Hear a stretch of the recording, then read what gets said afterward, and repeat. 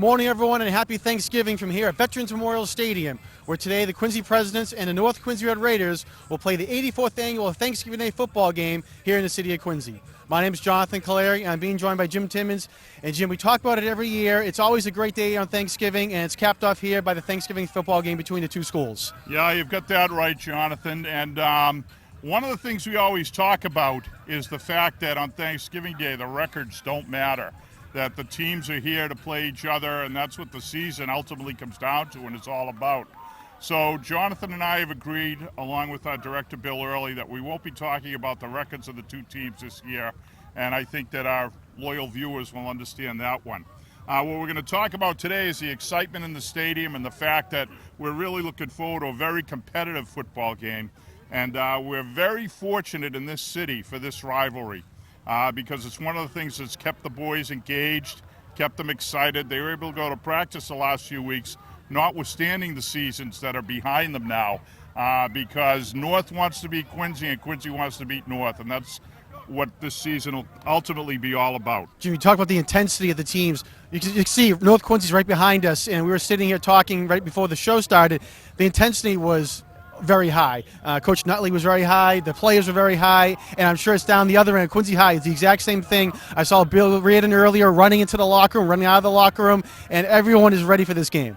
Yeah, it's really something. We're fortunate in this city to have two great high school football coaches. Bill Reardon's a guy we talk about as a passionate leader. Mark Nutley is a guy who, if he told his boys to run through the cement bleachers that are behind us, they would start banging away at the cement walls. He has got his kids all fired up for today's game. He's fired up, and it's a real delight to watch him. Now, I think what we're going to do is we're going to bring in the mayor of the city of Quincy to talk about the game and also the city's festivities here this weekend. So being joined by the mayor right now.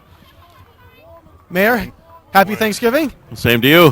Jim and I were just talking about it's a great tradition here in the city of Quincy, and not a lot of cities have this, having two schools and having next door neighbors playing each other on Thanksgiving Day. It is a great day, although it's tough to follow Jim Timmons on the air, you know. No, that's a great tradition. 84th year, I believe. I know I started when I was about 5 years old with my father. There was a special section for city officials that I used to sit with him at. You couldn't get a spot in here. Standing room even was difficult. People sitting on the walls. Pretty remarkable tradition, and it does, as you mentioned, does open up a whole weekend of events for the great city of Quincy. Now, you have a unique situation this year. You have a son playing, a senior, and he's had an outstanding year. Turn from mayor into scout. What can we expect from from your son on the field today? Well, there's no halfway with Tom, whether it's a Thanksgiving game or an opening game or any scrimmage along the way. He just loves it. He's got some talent, and wish him and all his teammates, both teams, all the best today. Hope everybody, no injuries, everybody plays hard, no mistakes, and the best team wins. Jim? I'm just hoping Tom plays up to the level of his sister Abigail, who had a great senior season this year at North. So, Mayor, one of the things we were talking about is the rivalry, and I know you came through the school system as a North Quincy High student, but can you talk a little bit about the rivalry and the two high schools here in the city? Oh, it is pretty remarkable. We have a great city, and we have a great, obviously, number of neighborhoods. And then when you see two outstanding high schools with great success academically and athletically, it's pretty cool. And, people talk about this day from the time they leave high school to the time they die with their buddies, their friends all across the city. The last several days you run into people, oh, what year did you grad? And the big question is, did you win your year? Did you win the game? So it is awesome. There are very few communities probably around the region, never mind the state, that have this kind of a rivalry right within the community. Yeah, it's helped keep the kids fired up. We were talking about that a moment ago, that notwithstanding the seasons behind them, they're always pointing toward Thanksgiving Day, so we're fortunate for that. And also, if you could talk briefly about what's coming up over the weekend. There are some events as we begin the Christmas season, Mayor. Yeah, absolutely. Friday night up in front of the Old City Hall. Actually, this is the first time now the Hancock Adams Green, in its interim condition, will be opened up with the turning on the lights. We brought in 4 Christmas trees that were donated by families of the city. They were going to cut the tree down too big for the yard, so Friday night, we've got a number of events lined up. Huge tent, so we're going to be there, rain or shine, whatever the weather is. And I know the big fat guy in the red suit will be making a visit to say hello to the kids. Then Saturday, weather dependent, we have the Santa jump, which is very unique. You don't see that around many places. And then that same tent setup, we're opening up Saturday night up in Hancock Adams Green to kind of an adult night with restaurants, and you'll be able to get some libation and to be some entertainment and all. So certainly welcome to the older kids in our community to come up on Saturday night. And then, of course, Sunday's the big day with the culmination, the events with the great parade down Hancock Street. Yeah, it'd be nice if people could get down to Quincy Center and see City Hall. The mayor, his staff, and a lot of folks have contributed to the new Quincy Center, and a nice opportunity coming up this weekend to get a glimpse of it. Well, Mayor, I'll thank you, and I know Jonathan wants to, and good luck today. Hope you have a great Thank you, and Thanksgiving. happy Thanksgiving, everybody out there watching. Mayor, thank you very much. Happy Thanksgiving. Thanks, Jonathan. All right, we want to thank Mayor Tom Koch for coming and joining us here today. I think we're going to be joined now by the North Quincy High principal, Robert Shaw, and I want to, Jim, I'll step out of the picture and I'll let you take over for this one. Stay, right? Come on in. Rob. Morning. Good morning. How you doing? All right, It's happy nice to Thanksgiving. see you. Good to Happy see you. Thanksgiving. We were just talking with the mayor about the rivalry and the spirit in the two schools. Can you talk a little bit about what it's been like down at the north end of the city this week? Sure. An awful lot of pride and spirit, and these guys here representing us here today. To work backwards, you get the Thanksgiving rally, that we do every year before the game, which was well planned, well orchestrated, and well implemented. So I think a lot of spirit on display yesterday. Decorating of the school the night before looked pretty good. For us, the festivities started a little bit early with the dedication of a nice field behind the school last weekend. That kind of got everybody a little bit pumped up even earlier than we normally would be. So I think the energy is there, and a couple of great games here last weekend as well on Saturday in the Little Turkey Day games, to get people ready to go. Yeah, I was at the Hall of Fame dinner the other night, and the seniors were at the banquet, and they got a taste of what this game means. And you're a North grad, correct? I am. What year was it you graduated, and did your team win on Thanksgiving? They did. Well, for me, my senior year was 92-93. Graduated 93. Not only did they win on Thanksgiving, but it was the Super Bowl team that went on to play the next month and went on their run there. So it was an exciting year to be a senior at NQ the year I was. Yeah, Liam Higgins and Keith Lentini. They were the ones. Yes, yeah. They were the ones. A good squad. Well, we're very happy to have the rivalry here in the city. I give Coach Nutley a lot of credit. I'm sure maybe you want to talk about that a minute, the coaching staff, Sure. and how hard the kids have worked this year, notwithstanding the fact it hasn't always resulted in success on the field. That's right. Sometimes a record doesn't necessarily speak for the work that's gone into a season by the players and their coaches. Fantastic coaching staff. They really have been together for a little while now. And they know these guys. They've been with them, particularly the senior players, as they've gotten older and grown up in the program. Mark works very hard. You can see him out there behind us right now, right up to the last minute, getting this team ready to play and improve their chances. And the biggest game they'll play this year. I think they'll do well. Well, great. Well, thanks very much for stopping by. We're My going to pleasure. get Principal Larry Taglieri, and he's a little voluble. We got to give him some time. Yeah, give him time to talk. Yeah, all right, very good. Thank you. Thanks Happy a lot. Thanksgiving. Happy Thanksgiving. All right, well, as Jim said, we're going to get the principal of Quincy High School in, Larry Taglieri, to come in. Happy Thanksgiving, Coach. Happy Thanksgiving, How John. are ya? Good to see you. It's finally here, Thanksgiving Day. I know the kids have been waiting for it. What's the feel like at Quincy High this past week? Oh, we just completed our Spirit Week. The classes showed tremendous spirit in the school. The climate's unbelievable. They're ready to go today. All the kids will be around, and a big game certainly for our seniors for football. Now, as someone who participated in North Quincy sports, what's a rivalry mean to an athlete and to a football player here at Space Freshman on Thanksgiving? Never ending. It never ends. You'll remember forever. I don't want to say how many years ago I participated in it, but lifelong memories. And talk about the coach for Quincy High, Coach Bill Reardon. Been a coach for a number of years. Been a great asset for the high school and for the team. Yeah, well, Bill Reardon, alumni, Quincy High School, captain Quincy High School, captain at Stonehill, comes back, gives back to the communities, tremendous with the kids. And certainly this year it has brought its cases of adversity, and I think it's a testament to him and his coaches and our players, our seniors, keeping the team together, and they're ready to go today. Well, that's good to hear. Did you have a chance to talk to the players, and what did you say to them if you did? Well, I play your best, no regrets, go out and get them. You know, it should be a good game. Well, it should be a good game, like you said, and should be exciting for everyone here in the city of Quincy. I'm sure all the Quincy High alumni are looking for a blue and white victory here today. Absolutely. All right. Thanks very much John. for joining us. We appreciate it. Happy Thanksgiving. Thanks, John. All right, so we want to thank Larry Tagliari and Rob Shaw, the principals from Quincy Thank High you. and North Quincy High, respectively, for Thank coming you. on and joining us on the pregame show here at Quincy Access TV. Real quick, we're going to talk about the weather conditions before we have our next guest come in. And Jim, it's cool, but it's a perfect day for Thanksgiving football. Oh, yeah, it's absolutely perfect here. One of the phenomena we've observed over the past several years is the impact the sun can play.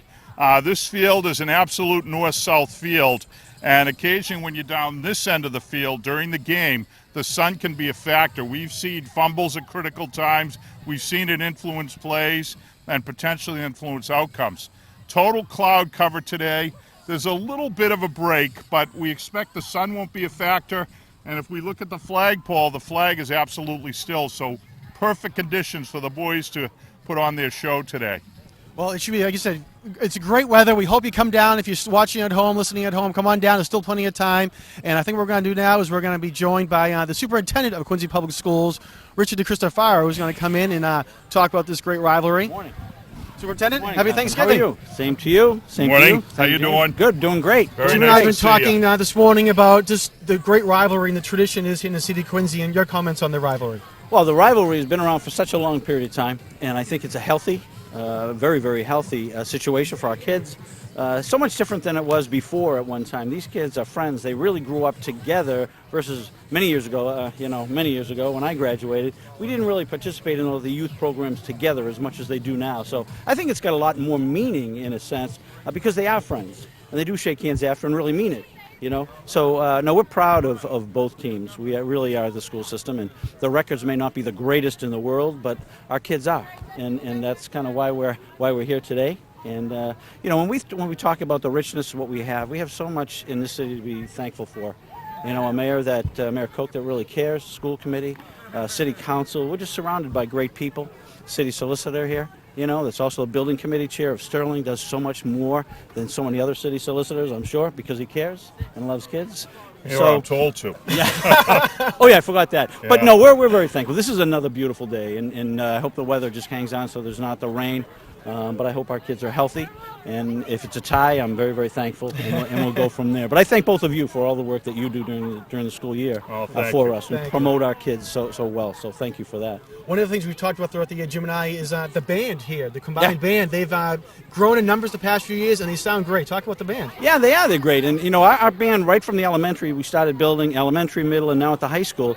And now we have a marching band. And the numbers are growing. There's over 80 students in our band and working hard. They practice just as much as our athletes. They're out here doing their thing. And they've gotten scholarships. Ernie Bach Jr. has given a nice scholarship of $10,000 for all the different programming that you need for a marching band. So we're very, very proud of them. And they certainly play a significant role here as a community.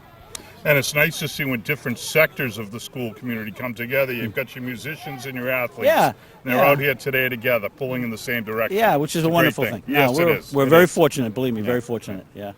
Real finally, talk about the coaches for the teams and also the adult volunteers that come out and instruct the athletes, the teachers that come out and support, the principals that come out and support the athletes, and all the students for the school. Yeah, it really is. I mean, there were times people said, oh, there were so many thousands of people in the stands. Well, there were 21 elementary schools at the time and almost 20,000 students in the school system. So where we are right now is reflected on the people that come here, the alumni that come here, that surround our kids with praise and promote our student athletes. So we're thankful for that. But beyond that, it is truly a community effort. I mean, we have the booster clubs over here that do so much for our kids. But our coaches, both of our coaches, I am so impressed with just speaking with them about our student athletes because it is about X's and O's and it is about wins and losses, but they truly care about each and every one of our student athletes. And it shows, and every time they speak, I'm just so much more proud of everything they do for our kids. And the adult volunteers as well. They love the game, but they love our kids even more.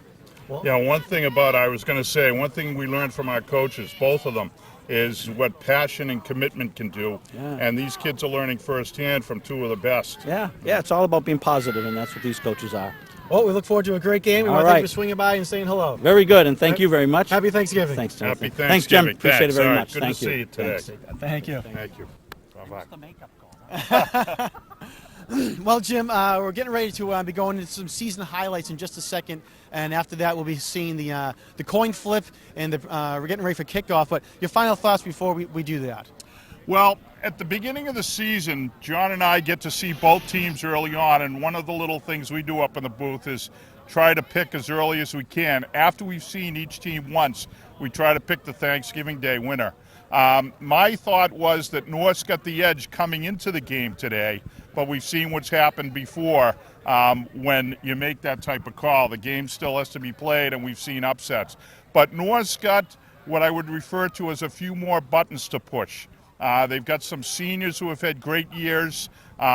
Quincy this year, they've got a very key injury. The guy that Coach Reardon told me at the beginning of the season he was going to try to see the ball in his hands most of the time, has got a broken hand and won't be playing today. So Quincy's got a key injury, and they've got some young players. North's got a little bit of an edge. So I see North as having the early edge, but let's see how that plays out. We should talk about that, Jim. There's a lot of young players, underclassmen, that are playing today, and a lot of sophomores on both sides that are going to be key figures here today, and we don't see that quite often, so we'll see how they step up and affect the game. Yeah, the 2018 Thanksgiving Day game. You folks should buy your tickets early for that one. I think that's going to be exciting. North's got a sophomore quarterback. Quincy's got a boatload of sophomores, all of whom we've seen steadily improve under the coaching staff at Quincy, a terrific group. So should be fun, and we'll be talking about all these things as the game plays out today. All right, sounds good. Well, right now we're going to go to a highlight reel of the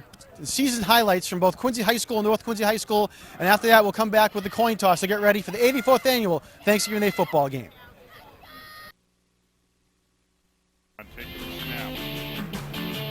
2, Mayberry hands it off up the middle. And nice run there by Quincy, getting up to the 45-yard line. We'll have a first down for the Presidents.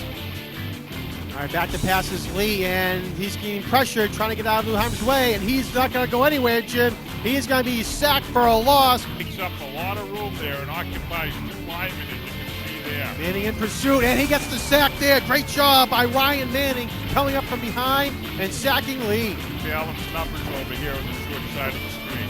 All right, Snell back to pass, fires over to his left side, and it goes. Another Actually, it might have been picked turnover. off, and it was by Quincy.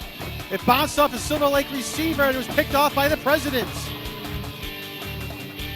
All right, Layden hands it off to number 22. That is. He's in! And wow, what a great job there by Liam O'Connell. Start the move. And looking at take, and it is complete. Oh. Andrew Rooney on the reception, and he has the first down on the fake punt. Great job by the Presidents. And Lane's not keeping himself, has the first down there more, getting pushed forward. He's got up to the 20-yard line, still being pushed forward. Great job there by North Quincy, keeping him moving. And he's going to go all the way up to the 15-yard line. What a run there by Tim Layden, getting an assist from all other 10 men for North Quincy. Frankie shows blitz. They bring someone. Mayberry over to the right corner. Has a man, and did he bring it down? Yes, he did. Touchdown, great Quincy. stop. A great catch by Sean Hawthorne. Wow, what a catch by Hawthorne. All right, so it is 3rd and 8. Lane in the shotgun, has a man down the middle. It's that's Connor, and he has some speed, Jim. He's going to try to go, and he gets up to the 50-yard line and brought down. Great pass there, and great catch and run by Liam O'Connor. Back to pass, looking down the left side of the field, and it is complete to Donahue. Touchdown, North what a Quincy. Chris Donahue with a great catch, and North Quincy gets on the board. Oh, great stuff by the Red Raiders. Pushing him in, get on the other side of the field. Left East with the carry with the left side, gets across the 5-yard line, pushing his way forward. Still going, Jim, and touchdown, Quincy! Oh! Dominic Baptiste, what a run! Kept moving forward and ties the ball game at 12. Oh, spectacular. Lead looking to pass, and it is intercepted by North Quincy. Coming up with the play, Nathan Sleeman. And it's picked off there by North Quincy. Nathan Sleeman on the interception, across the 30-yard line, running it back at the 20. Still on his feet at the 15, spins up to the 11-yard line. With 1:42 to go, let's see what they can do. And he's going to be picked off again by number 25, Nate Sleeman, his third of the game, running with the right side at the 40-yard line. Back to pass to Cavini. Over to the right side, has a man, it's complete, and touchdown, Presidents! What a pass and catch! Sean Hawthorne for the touchdown. Laid the shotgun back. Look over to the right side this time, and it is great catch down there by North Quincy. Looked like it was number 25 coming up with that, Nate Sleeman. Or Twitter feed at Quincy Access TV. Henderson kicks it, and it's going to be fielded at the 13-yard line by North Quincy. Right up the middle by Donnie. He has some space up to the right side. Crosses the 40-yard line up to the 50. Has a couple men to beat. One man chasing him at the 30. At the 20 now. Donnie 10, 5. Touchdown North Quincy. Number 2, Connor Donahue. A great kick return. And gets North Quincy right back into it. So the veteran will come out and kick the ball away. Nice kick there away by Chandler Cooney. And Hawthorne's going to take it at about the 27-yard line. Makes a man miss up the middle. Has some space on the right side with plenty of blockers over there, Jim, as well. Crosses the 40-yard line, trying to reverse his field. Still no one in his way. Crosses the 15, 10, 5. Touchdown, Sean Hawthorne! Great stuff by Hawthorne. What a run back. Quincy. Layden looking to pass over to the left side, has O'Connor, it's caught, he stays in bounds, running down the sideline, to 15, 10, 5, and touchdown, North Quincy! Liam O'Connor with the great move, and goes all the way down for the touchdown. And they're going to run it. Sleeman's going to get the carry, has the first down, and more breaks free, going to the right sideline, 15, 10, 5, touchdown, North Quincy! What a play there by North Quincy. Nathan Sleeman was able to find the seam and broke through it and went all the way in for the touchdown. Welcome back, everyone, to the 84th annual Thanksgiving Day football game here in the city of Quincy between the Quincy Presidents and the North Quincy Red Raiders. We're getting ready to have the teams come out onto the field momentarily, and we're going to be going down to the field for the coin toss once the captains come out onto the field as well. What we're going to do is we're going to take one more quick break, have our opening roll in, and we'll be back and ready for kickoff. At all Quincy Public School events. Taunting includes any action or comments by players, coaches,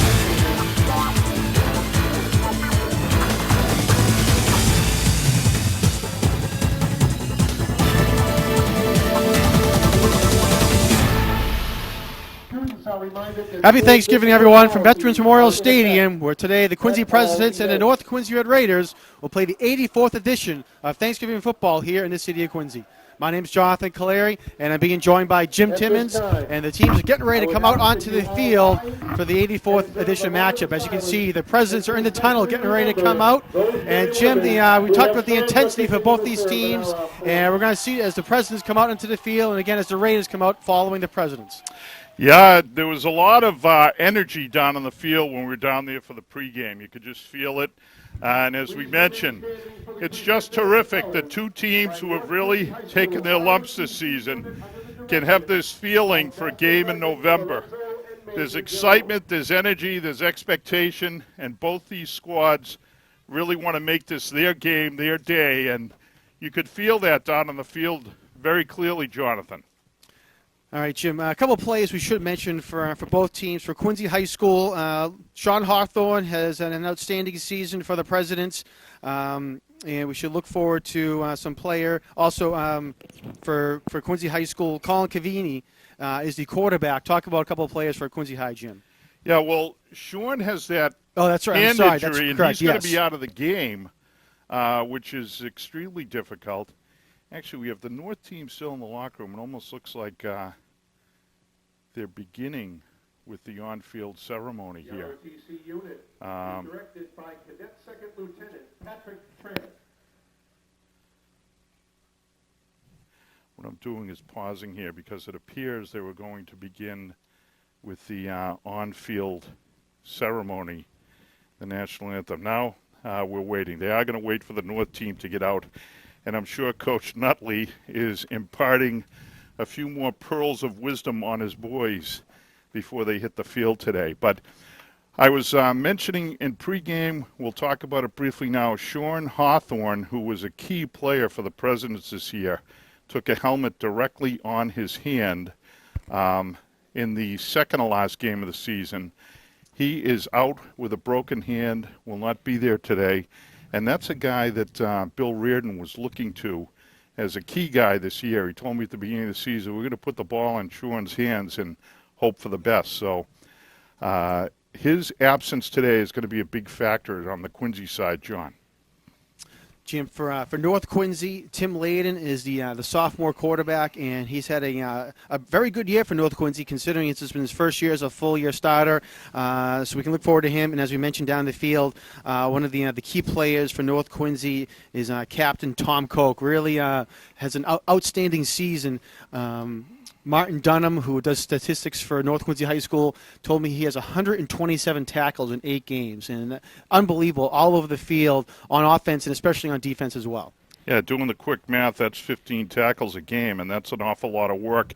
And you add to the fact that Tom goes both ways. He basically, once you have your opening kickoff, Tom Koch is on the field and never comes off.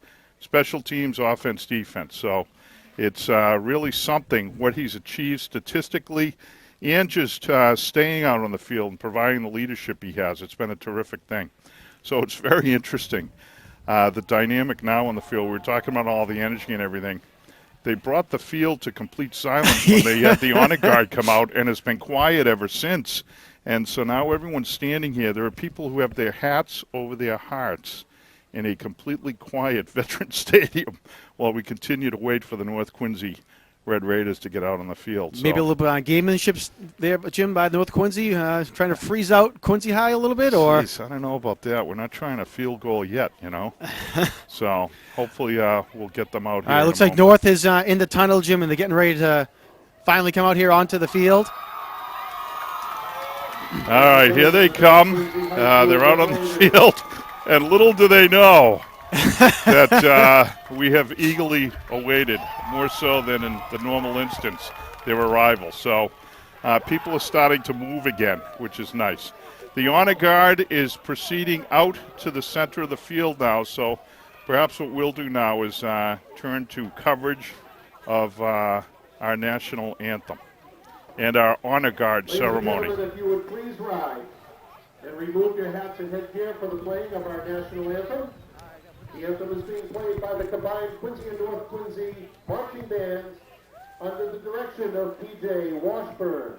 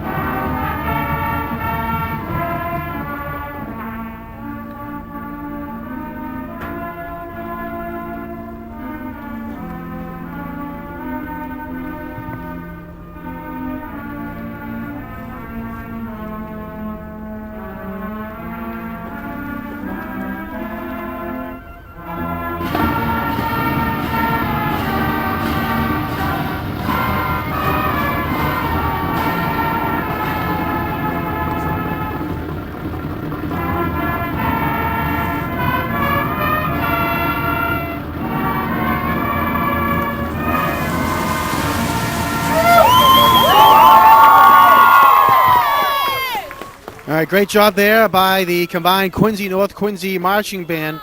And I think what we'll do for the first time is we'll go down to Noel DeBona real quick before the captains come out down to the field for a quick report from Noel. Noel, take it away. Thanks a lot, guys. It's good to be back here with you guys for this season. It'll be my 5th season with you guys. Just a little bit on, you guys were talking a little bit about injuries. Sean Hawthorne for the Quincy team, the junior, very versatile player. But also for North Quincy, Win Tran will be down today. He's not going to be dressed. He's a sophomore. And I don't know in the history of a Quincy High North Quincy game, have we ever started 2 sophomore quarterbacks in this big festivity 84 tradition. So I think the captains are going to come right out, but you guys can talk a little bit about that. Also about all red today. I was talking to Mayor Tom Koch before the game, and he said back in his day they had wear all red. So back up to you guys. Thanks a lot. All right, thanks, Stoll. We appreciate that. And like you said, Jim, 2 sophomore quarterbacks doesn't happen too often in this game, but we're having it here today. So we'll see how Colin Cavini and Tim Layden do here today. Yeah, and that's a phenomenon that's new to Quincy football because Quincy football is kind of in a shift change. What we're going to do is we're going to get down to the center of the field for the Shake hands with coin each other, toss okay? ceremony, and then we'll talk about this a little more in depth. Bradford Barrington, line judge Kyle White, and clock operator Tom Flannery.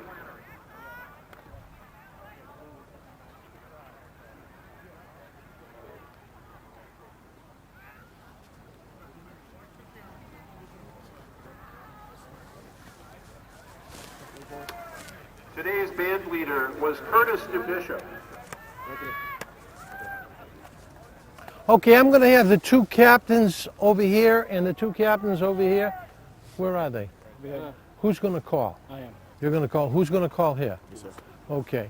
Has your coach told you what to do if you win? Yes, sir. Has he told you what to do if you lose? Yes, sir. Okay. You are the visiting team, so you're going to call the coin toss. When it's up in the air, if it falls, we'll do it again. Okay? Are we set, gentlemen? Yes, sir. You call it. What do you call? Tails. Tails. Not today, pal. We want the ball. You want the ball. Okay. North Quincy won, and they're going to receive. Which goal do you want to defend? We want to defend the scoreboard. So you're going to kick this way. Yes, sir. Okay, why don't you just all turn this way? North Quincy won, they're going to receive. Gentlemen, one more time. Good handshake. All right, so as you heard there, North Quincy won the toss, and they have elected to receive. Jim, I think it says a lot about North Quincy. They want to come right out and get their offense on the field and go right at the Quincy Presidents here today. Yeah, I found it interesting the way Tom Koch said, with great determination, we want the ball. So North Quincy's going to get their opportunity first, and they're going to see how the Presidents' special teams, which has been very solid all year, Jonathan. We've talked about that. Quincy's special teams have performed consistently and with great efficiency all season. So we'll see how the kickoff and ensuing first possession play out here. The crowd is still streaming in here. If you are thinking about coming down, I think there are probably still some tickets left. But beyond that, it's a really nice atmosphere here today. It's not too cold, as we said, no wind. Our camera people are very, very grateful for the conditions today, Jonathan, and it should be a great day for high school football. All right, getting ready to kick it off for Quincy will be freshman, Jim, number 55, Devontae Williams. Yeah, we were talking about the transition in football. Quincy Youth Football, that program, it's had some ups and downs along the years, but for the past several years, perhaps almost a decade, the program's been very solid. The teams have had great numbers, and they played very competitively. That's going to start to show in the programs here at the high school again as they feed the athletes up, but there's been a little bit of a lull, and we're playing through that now. All right, kick is fielded by North Quincy at about the 22-yard line. And the play is going to return up to about the 35, right up the middle of the field for North Quincy by number 14, Chris Donahue.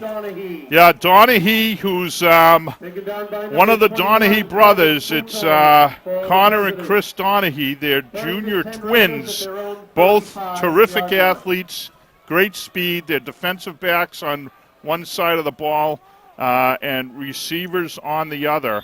And they really complement each other very well.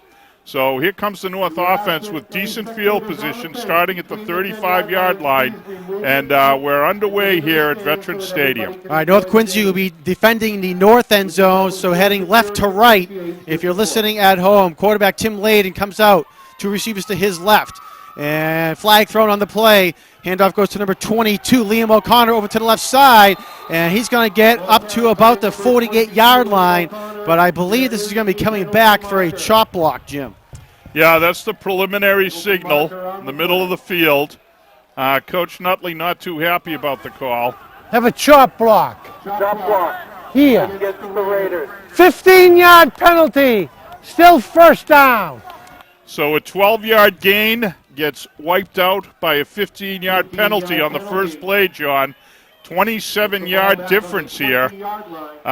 Let's see how the Red Raiders react. They're now just inside their 20, 1st and 10. So 1st and 25, rather. So let's see about the resilience of this Red Raider offense. All right, just underway here, 84th annual Thanksgiving Day football game. North Quincy, after that first play, as you said, Jim, has a 1st and 25 all the way back to their own 20-yard line now for the Red Raiders. Tim Layden hands off, rolls out of the pocket, looking to throw the ball. He fires, and it's going to go incomplete into the Quincy sideline. That was a little design rollout to his left, and he overthrew the ball, which you're going to see early in the game. Guys have to settle down. That time, Tim took an 8-yard pass and threw about a 15-yarder, and that's a sign of the excitement and energy that you would expect from a sophomore. So he's had a terrific season. He's got a great arm, a lot of natural ability, and this is his first Thanksgiving game, so we're going to expect little things like that as the boys settle down here. 2nd and 25, John, for the Red Raiders. All right, 4 receivers set, 2 to each side, and we're going to have another flag thrown on the play. The entire Quincy line jumped, Jim, so I'm assuming it's going to be on North Quincy, but we'll see what the flag is. It's going and the other no, way. It's going to say Here, offsides on 5-yard Quincy. penalty. So we're going to have to give credit there to Tim Layden to get Quincy to jump off sides. So it'll be 2nd and 20. Yeah, a little hard count, and he got the Presidents to jump. An eager President defensive line out there. And all the players. They're going to get a few little butterflies out of their system here on this first series. And a couple of penalties, a couple of hiccups, and we'll expect things to settle down. All right, 2nd and 20. And handoff goes to number 25 for North Quincy. Nathan Sleeman over to the right side, and he's going to get up to about the 28-yard line for a gain of 3. Yeah, Sleeman's had a terrific year. He's another guy who's emerging from the pack of young players that are in the system here. If you watch the replay, though, and when Sleeman takes the handoff, he's really got nowhere to go. He's quickly shut down there on the outside. Another one of the sophomores on the field, John, performing very well this season for, well, both teams have sophomores, but Nathan for the Red Raiders. Number 34, Adam Vu, in on the tackle for the Presidents. Got a 4-receiver set, 3 to the left, John. 9:20 left to go in the first. Tim Layden in the shotgun, looking to pass down the right sideline, and it is incomplete. Was looking for Connor Donahue and overthrew him out of bounds. So that's going to bring up a 4th down, and the punt unit coming out for the Red Raiders as Quincy successfully, we can't call it a 3-and-out because of the penalty, but close to it, the penalties. Quincy successfully handles the first series and now looks to get some good field position out of this exchange as Dominic Laptiste is setting up at his 35-yard line. And for North Quincy, number 6, Kieran O'Driscoll, the sophomore, will kick it away for North Quincy. Bat snap, and Kieran just gets it away. Great kick, though, by O'Driscoll. Job. And he gets a very friendly roll as well, rolling down into the Quincy territory up to the 25 and up to the 23 is where it will stop. A great kick there by Kieran O'Driscoll. O'Driscoll is a sophomore, another one of the talented sophomores for North. Watch this replay here. He is going to handle the short snap flawlessly, and look at all the white shirts there. He gets the kick away quickly, and the very friendly bounce. And that's a terrific turn of events for the Red Raiders. From the President perspective, They were hopeful for good field position. They're going to start just inside their 25 at the 24-yard line. All right, Colin Cavini, number 8 for the Presidents, will lead them out under center. Yeah, we've watched Keaveney steadily improve all season, John. He's done a nice job, seen a lot of snaps. And what do we have here? We've got a Red Raider timeout. Coach Mark Nutley saw something he did not like there, Jim, and he called timeout. So that's North Quincy's first timeout of the first half. Yeah, and not a bad thing to do here early on. You don't want a mistake to cause a change in dynamics out there in the field where they don't want to see a big play coming out of the chute by these Presidents. Good timeout by the Red Raider coaching staff, and you can see the adjustment there made by the Red Raiders already. So we had one guy who was really out of position. All right, full house backfield. Yep, for the Presidents. First and 10 from their own 24-yard line. Handoff over to the right side.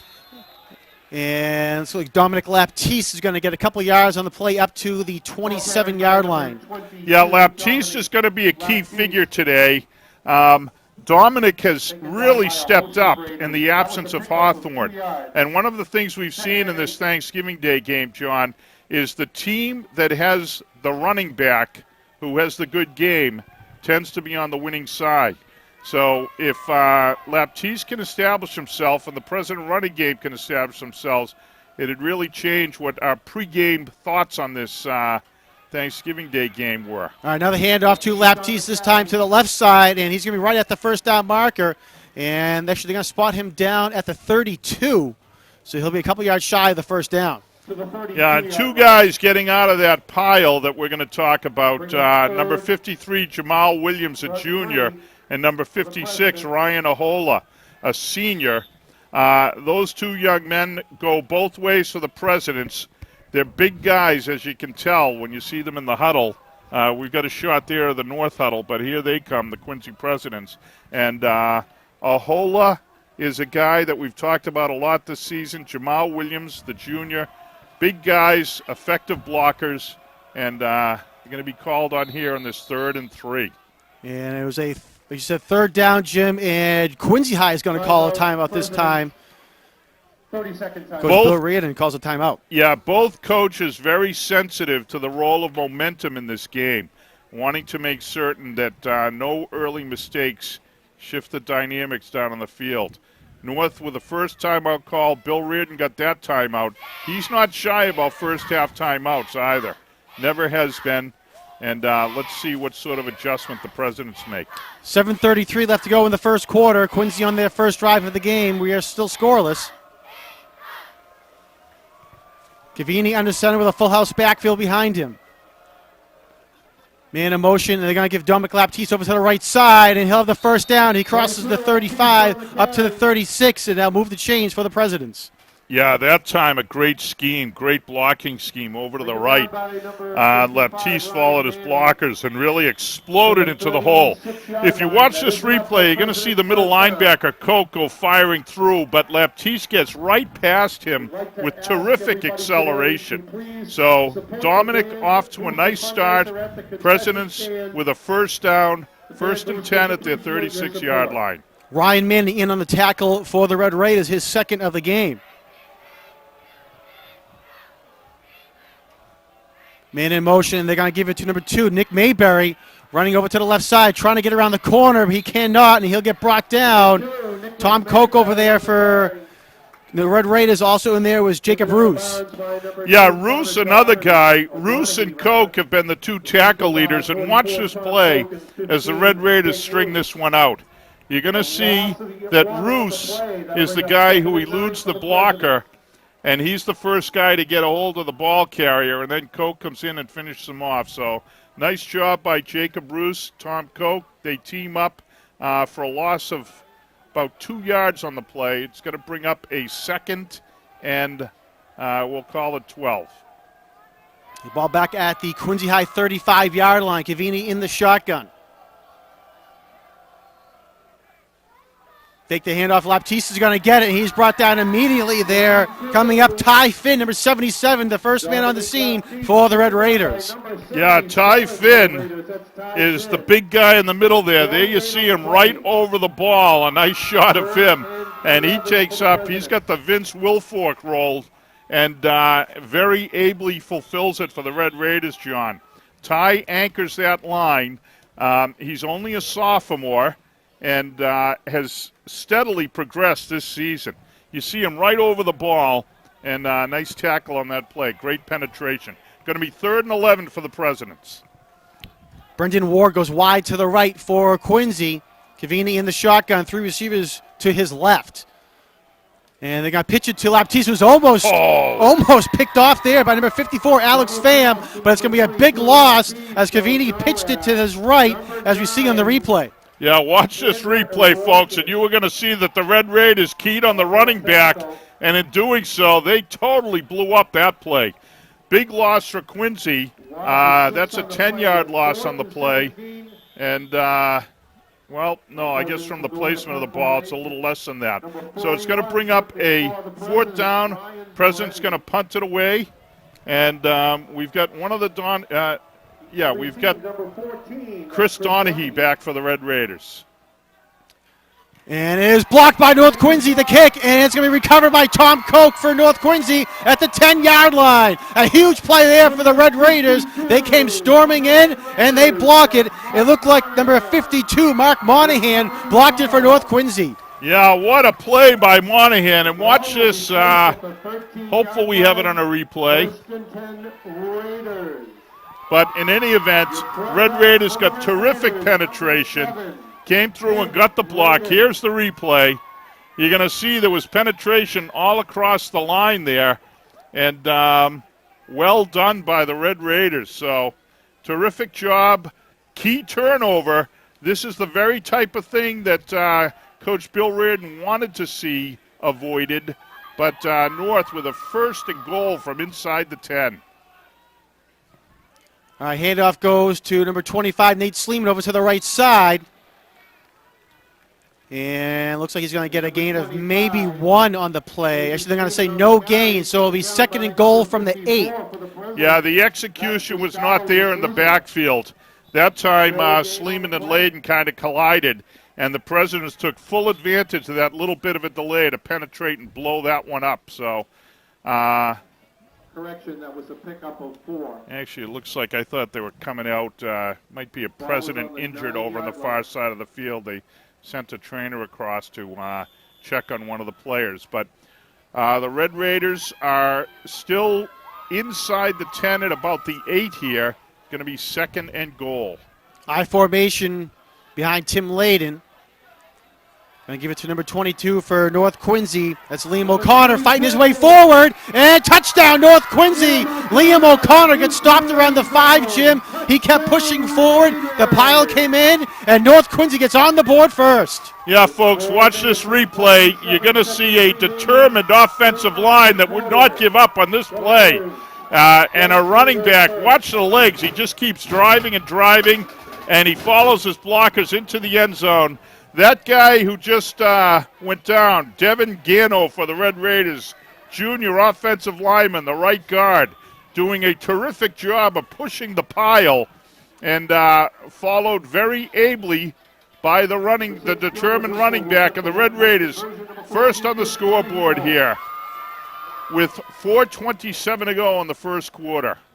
All right, kick is up, and it is good. So as you said, with 4:27 to go in the first quarter, North Quincy strikes first, and they take a 7-0 lead. Well, I'll tell you what, O'Driscoll blasted that one through the uprights. One thing that we have been able to sustain in Quincy, and the Quincy Youth Soccer Program gets a nod for this, is solid kicking games. There has been no dearth of able punters, place kickers in these programs over the last several years, and O'Driscoll following in that long tradition. He had a terrific job on the punt, and he just blasted through the point after. We've got a host of young men trying to get over into the T barnyard to recover the football.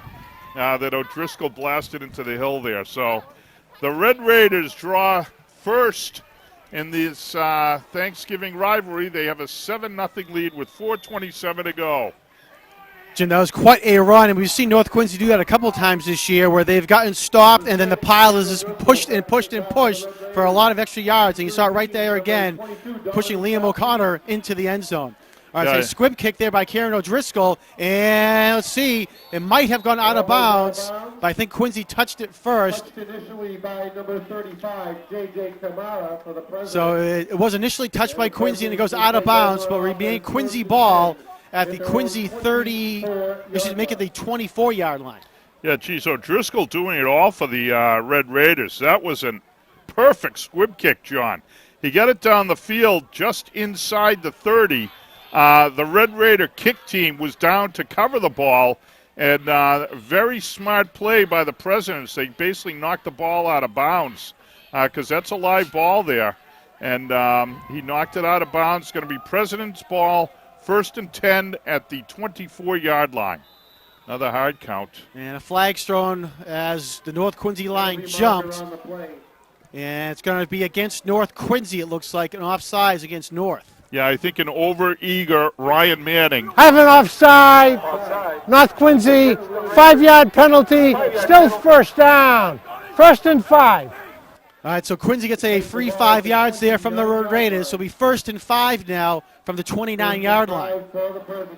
Yeah, Manning was injured most of the season. He's very happy to be back and playing. And he's right in the middle there, next to Ty Finn. Handoff over to the right side for the Presidents. Number 22, Dominic Laptiste. He'll get across the 30 up to about the 31-yard line for a gain of 2. I'll tell you what, nice little adjustment by Coach Nutley here, John.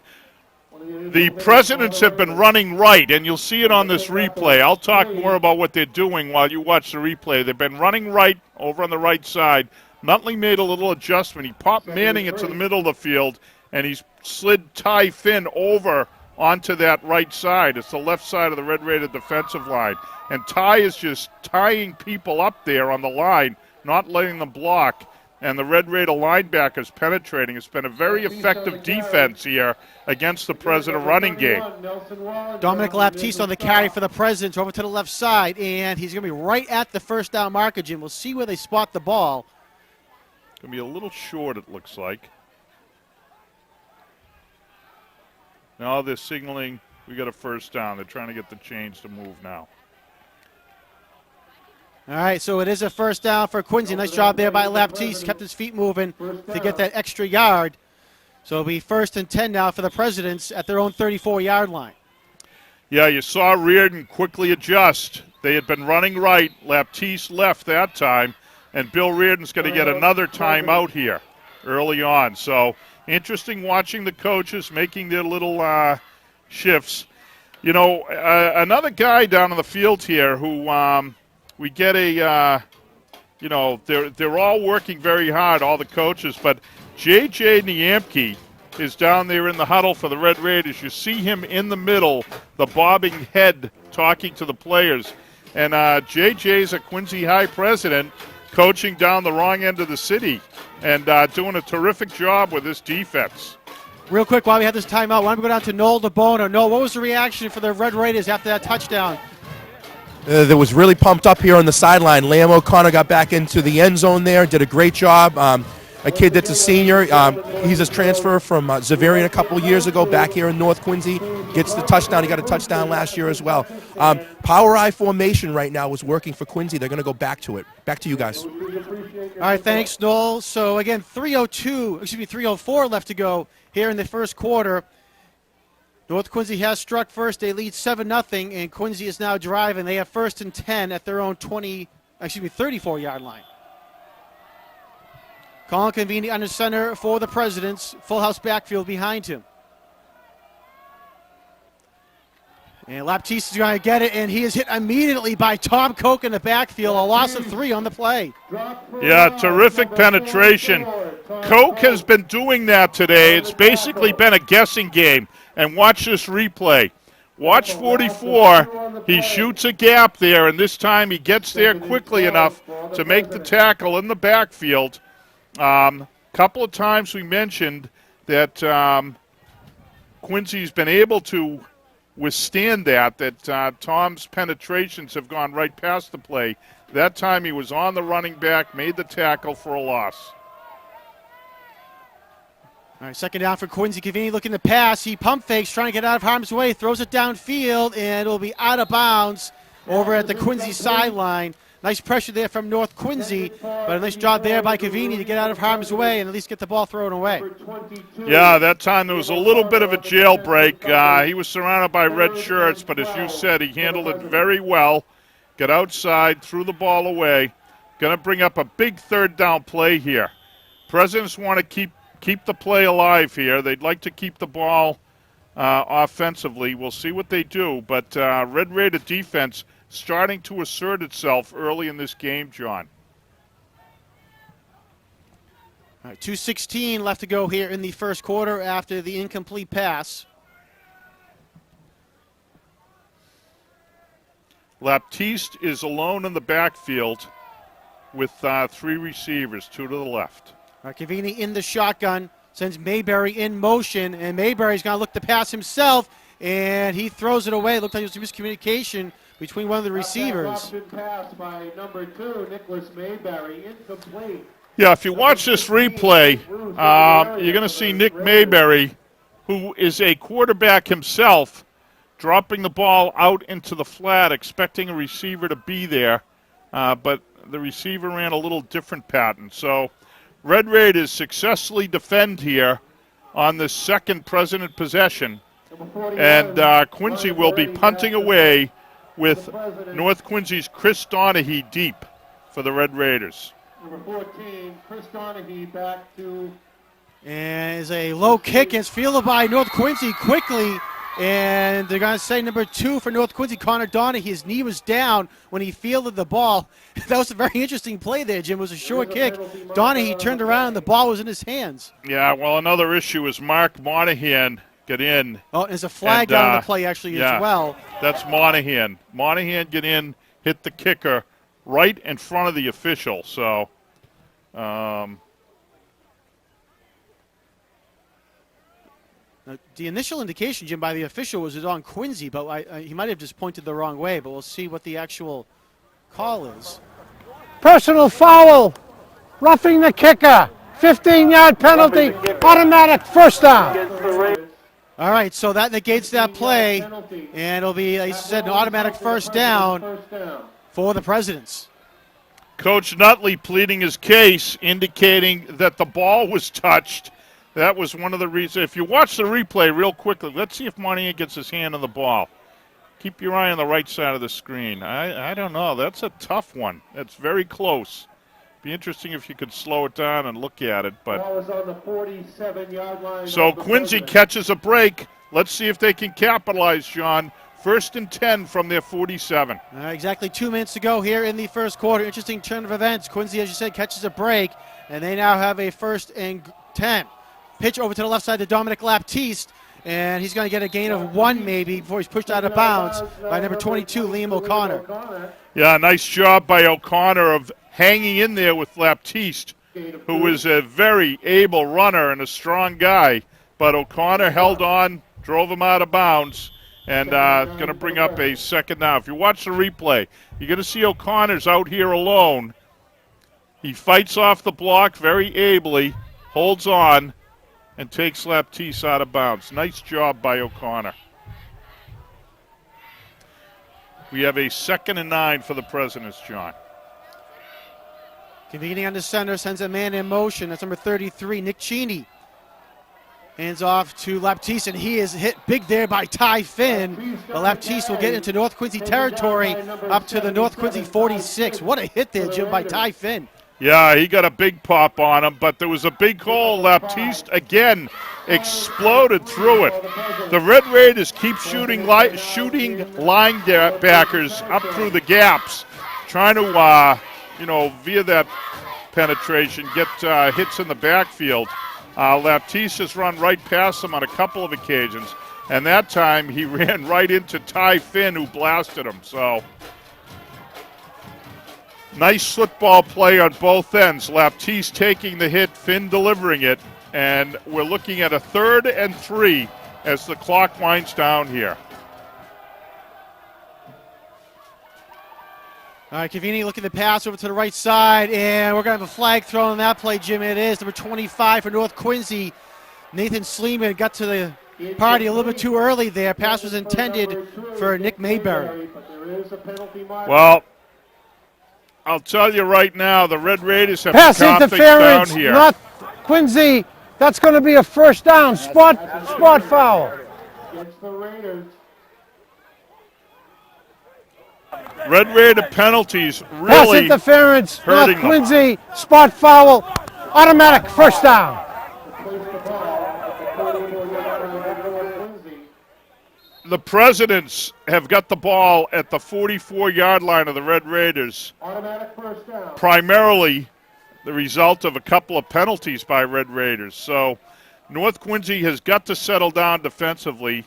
The passion and fire is important, but they have to control it. And I see J.J. Niamke out there signaling to his players, and they've got to get a little more focused here. And meanwhile, on the President's side of the ball, see if Laptiste can't keep it going here. They're inside the 45 at the 44. All right, 1st and 10 from the 44. Cavini looking to pass again, and it is incomplete, out of bounds. Was looking for Brendan Ward. Intended for 88, Brendan Ward. Once again, So far in this game, John, coverage for the Raiders. the President offense has consisted of Laptiste and penalties. Some of the other guys got to start making plays here. They're settling down, you can see. And I know that Keaveney is very able as a quarterback, but Reardon trying to push different buttons, and it hasn't worked quite yet. All right, Cavini in the shotgun, looking to pass again down the right sideline again, and it goes into the Quincy sidelines for an incomplete pass. And Cavini's down on the field, Jim. He got hit, and he's slow to get up. Yeah, if you watch this replay, you're going to see Alex Pham, the sophomore linebacker, come in. Watch 54 after the play. Keaveney releases the ball, but simultaneously, in the judgment of the official, Alex Pham got in there and just laid out Keaveney. So he's got to take that hit and adjust. One of the other factors here, John, when you have sophomores on the field, is they're still kids. They still have 2 seasons of weightlifting and development and bulk and growth to come. And right now, Colin Keaveney with that sophomore body has taken some shots, and we'll see how he withstands them as the game progresses. All right, beginning in the shotgun. This should be the last play of the first quarter. Rolling over to his right. It's complete down the right sideline to Brendan Ward, and he's going to get pushed out of bounds at the North Quincy 25-yard line, and that'll be enough for a first down. Well, there you go. That's what I was alluding to earlier. Bill Reardon needs some of the other guys to make plays, and that time the quarterback, Keaveney, and watch this replay. You're going to see it right along the sideline. Keaveney delivers a bullet right at the pole. Nicely done. Going to be a first down for the Red Raiders. A terrific job by Ward, as you said. All right, so end of the first quarter, North Quincy with a 7-0 lead. We'll send it down to Noel LeBona for a first quarter report. Noel. Thanks a lot, guys. We got a few little raindrops coming down right now, but that's nothing that's going to phase this game. Just a little bit on the week prior to this, coming up to the game, the last few days getting up to Thanksgiving. Talk a little bit about QATV. Did a great job with 1989 and 1990 were the Thanksgiving Day Classics, and then you went a decade later with 2000 and then 2010, and then last night you had the last year's game. Very great job. A lot of people in the telling me, hey, it's really nice to see the different decades of the games. Also, Jim, you attended as well as the Hall of Fame dinner on Tuesday night, where a lot of these players from the past and a lot of the seniors were there. And head coach Mark Nutley's pretty pumped up right now, very loud on the field. I'm getting it back. And, a lot of different players that got into the Hall of Fame. And then they had the senior dinner as well as the senior luncheon as well. So a lot of things we're wrapping up here on the field here. I'm going to get back to you guys, talk a little bit about later.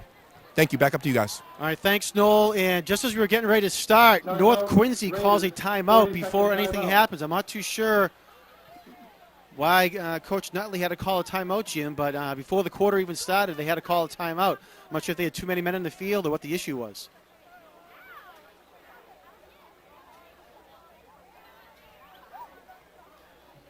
All right, they're going to say the ball was at the 26-yard line. That's where Ward got pushed out of bounds at the end of the first quarter.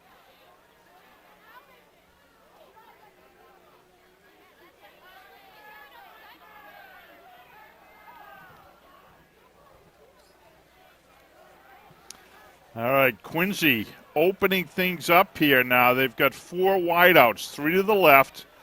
Lone running back is our man Dominic Laptiste. 1st and 10. All right, Cavini in the shotgun, looking to pass over to the right sideline, looking for Ward again, and it is incomplete. Ward was out of bounds when he went up to try to get the ball. I'll tell you, watch this replay, and you're going to see number 2, Connor Donahue, in absolutely perfect position. He had the inside covered. There's a lot of jostling at the end of this play. You're going to see the ball now. Look to the right of your screen. You're going to see Donahue in absolutely perfect position, and he has a sense of where he is. Good field presence. He knew he was along the sidelines. You could tell the ball was going out of bounds, so he just released, so there'd be no issue with an interference penalty. Perfect job by the junior Connor Donahue on coverage there. Now we've got another early timeout. Bill Reardon at the Red Raider 26, looking to capitalize here. Team timeout. Getting a timeout. And, John, as you alluded to earlier, we're starting to get little sprinkles here. It's certainly not rain. We've been told by the weathermen, so we know it's true, that it's not going to rain until 7 or 8 tonight. And hopefully all we're going to get is this occasional sprinkle.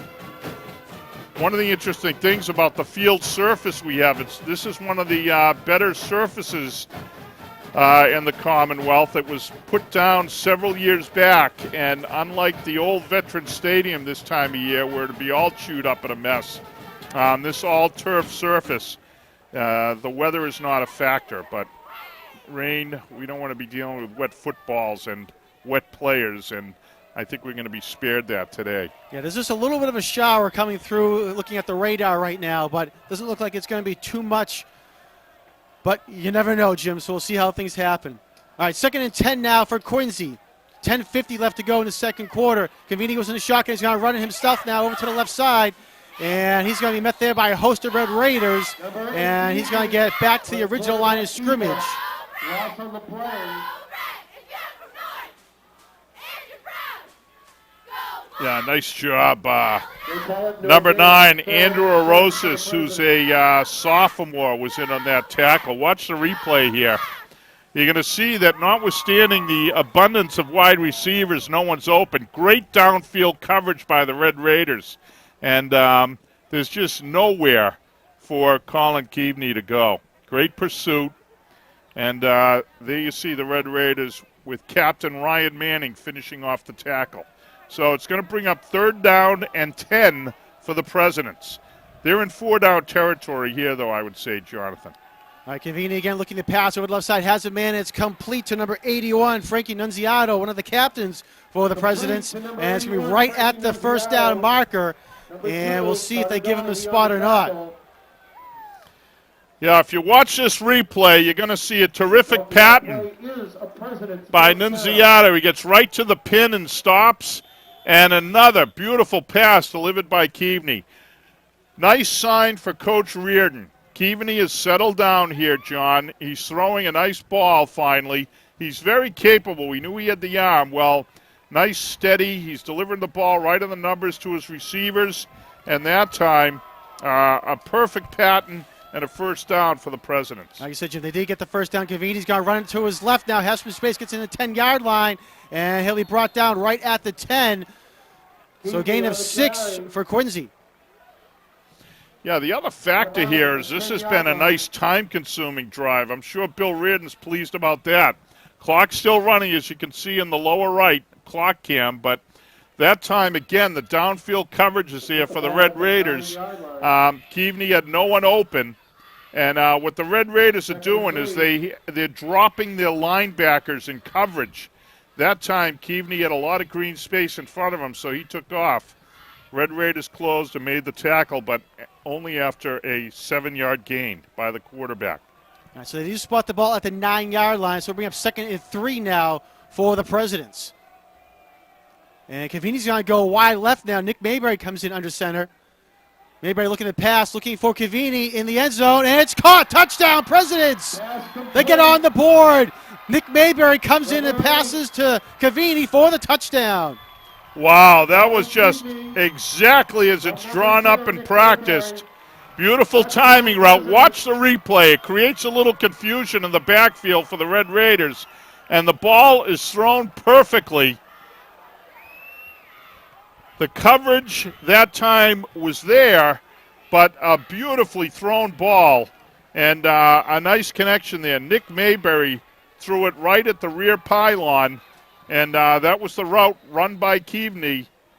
It was there, delivered, and the Red Raiders, the Presidents, have put 6 up on the board, looking now to convert the point after. Red Raiders calling a timeout here. I saw Baptiste out there. Were they going for 2? It looked like they were getting ready to go for 2, yes. So I don't know if that caught North Quincy off guard. I'm not too sure. But each team, Jim, has called 3 timeouts here in the first half. And I know we talk about in the first half, use your timeouts. You don't want to give up any easy points. So that's what Coach Mark Nutley was doing right there on this important 2-point conversion. Yeah, this is a terrific first half from the President perspective. They've just had their offense out on the field for a while, successful as well.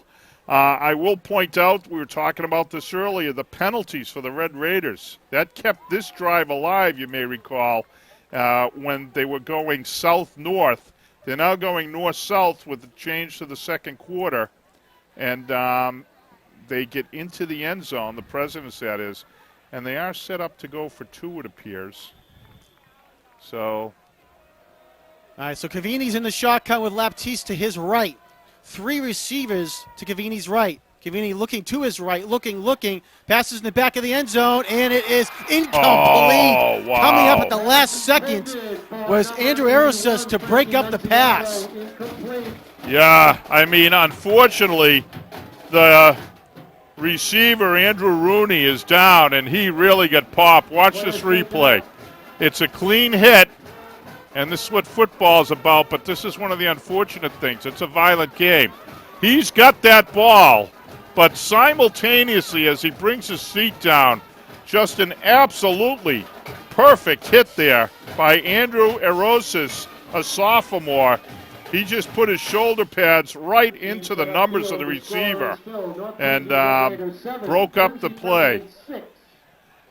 John, we've got our sideline crew, Noel DeBona, down there. Let's get some comments from Noel about the Red Raiders sideline after the President's score. Take it away, Noel. I'll talk a little bit about Andrew Arosas.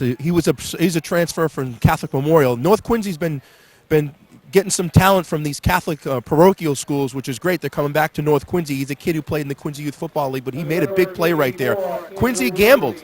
They could have tied it up 7-7 with an extra point. They went for the 2-point, and they lost. So it's 7-6 right now. It could come down to extra points at the end of the game. So Quincy went with a gamble and thought they could get it in right there, but that was a good play. Also, a little bit on Mayberry, the quarterback, number 2. He's also playing in the slot formation. So when they insert him into the game at quarterback like they did with Rooney with a switcheroo, he's already ready. He's already warmed up because he's not on the sidelines as a backup quarterback. So that's interesting to see if they do that again down the road. Back up to you guys.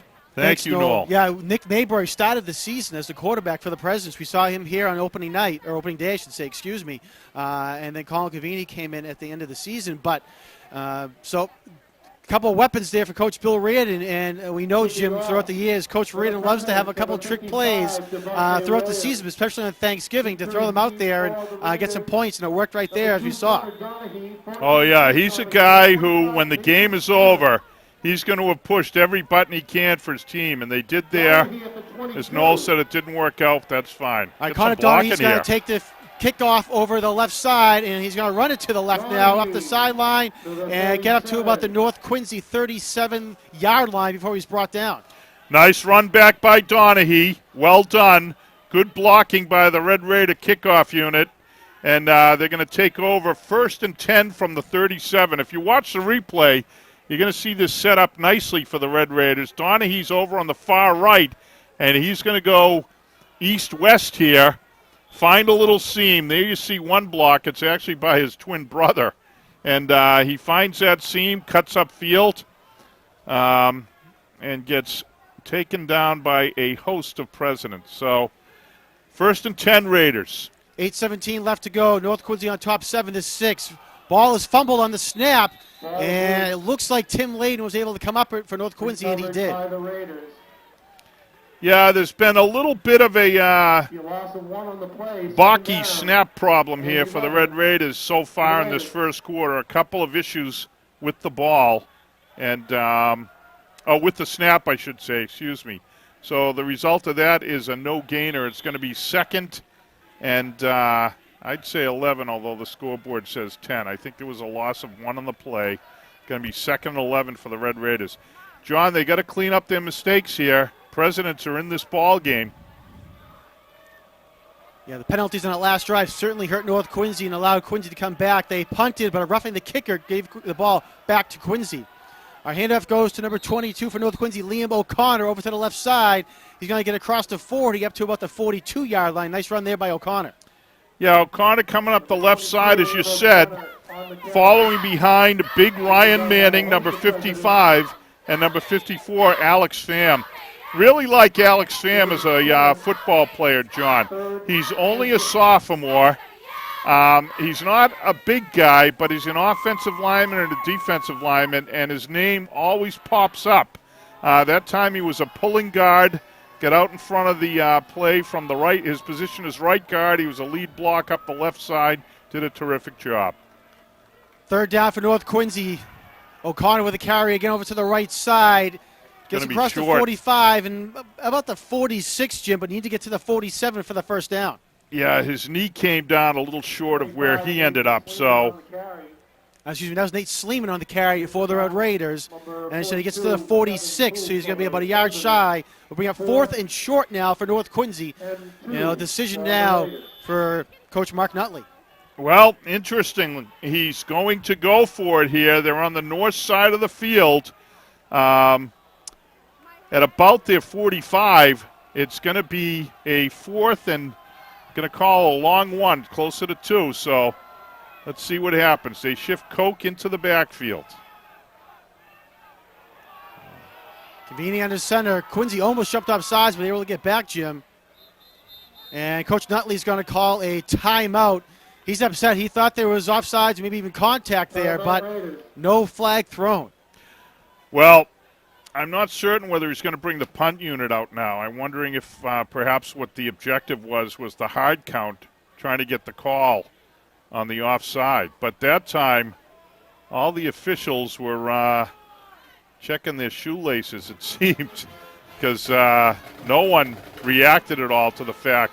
And there was contact over on the far side, so let's see what happens. It looks like I'm looking for their punter, but he's over on the sideline still, Kieran O'Driscoll, so looks like they're going to go for it. There's a nice crowd shot, John, and as I indicated, it was starting to fill up here late for the game, and there you see a shot of the crowd here at Veterans Stadium for this ball game. All right, so they're going to go for it. It's 4th and 2. Koch, the lone guy in the backfield. This is a big, big play here. All right, North at their own 46. They need to get to the 47. That was actually Donahue, and now he's split out to the left. And ball came loose on the snap, and looks like Quincy has recovered, Jim, and they did. So that's the 2nd time on this drive that North Quincy fumbled the exchange between center and quarterback, and this time it comes on 4th and 1. As we'll see here in the replay, Quincy will get a ball. Yeah, I'm not sure what the issue is. I mean, at this point in the season and this point in the game, the center snap should be something that folks have mastered. That's very unfortunate that happened there. And it's going to bring up a change in possession. The President offense out on the field, and they have terrific field position. John, with 5:40 to go, the Presidents are in a great spot here if this offense can continue moving as they did there at the beginning of the second quarter. Keavney settling down, performing nicely, and let's see if it doesn't keep up. Our handoff goes to Laptiste, and he's going to go nowhere, Jim, and he goes farther back. The ball came loose, but his forward progress had been stopped well before that. Yeah, nice job by the Red Raiders. If you watch this replay, we have not mentioned Laptiste's name. That last series, he essentially got a bit of a rest, which he's going to need. That time he got tied up in the backfield, and they did a nice job of grabbing at the ball. That was Alex Pham, who just totally wrapped up Laptiste in the backfield. Interesting when you look at the spot. They've got him at the original line of scrimmage, so I got to tell you, John, I'm a little confused by some of the officiating here early in the game. I don't understand some of the things that they've done. But here comes Keavney. Keavney looking to pass, and he's going to run the ball instead over to the right sideline, and he'll get knocked out of bounds at North Quincy. The 44, Tom Koch on the tackle. That's number Koch 8. coming on the tackle. Colin Keavney for the Presidents. Yeah, Keavney getting up very slowly. Koch really planted him there. I mean, when Koch hits you, he's really bombing kids.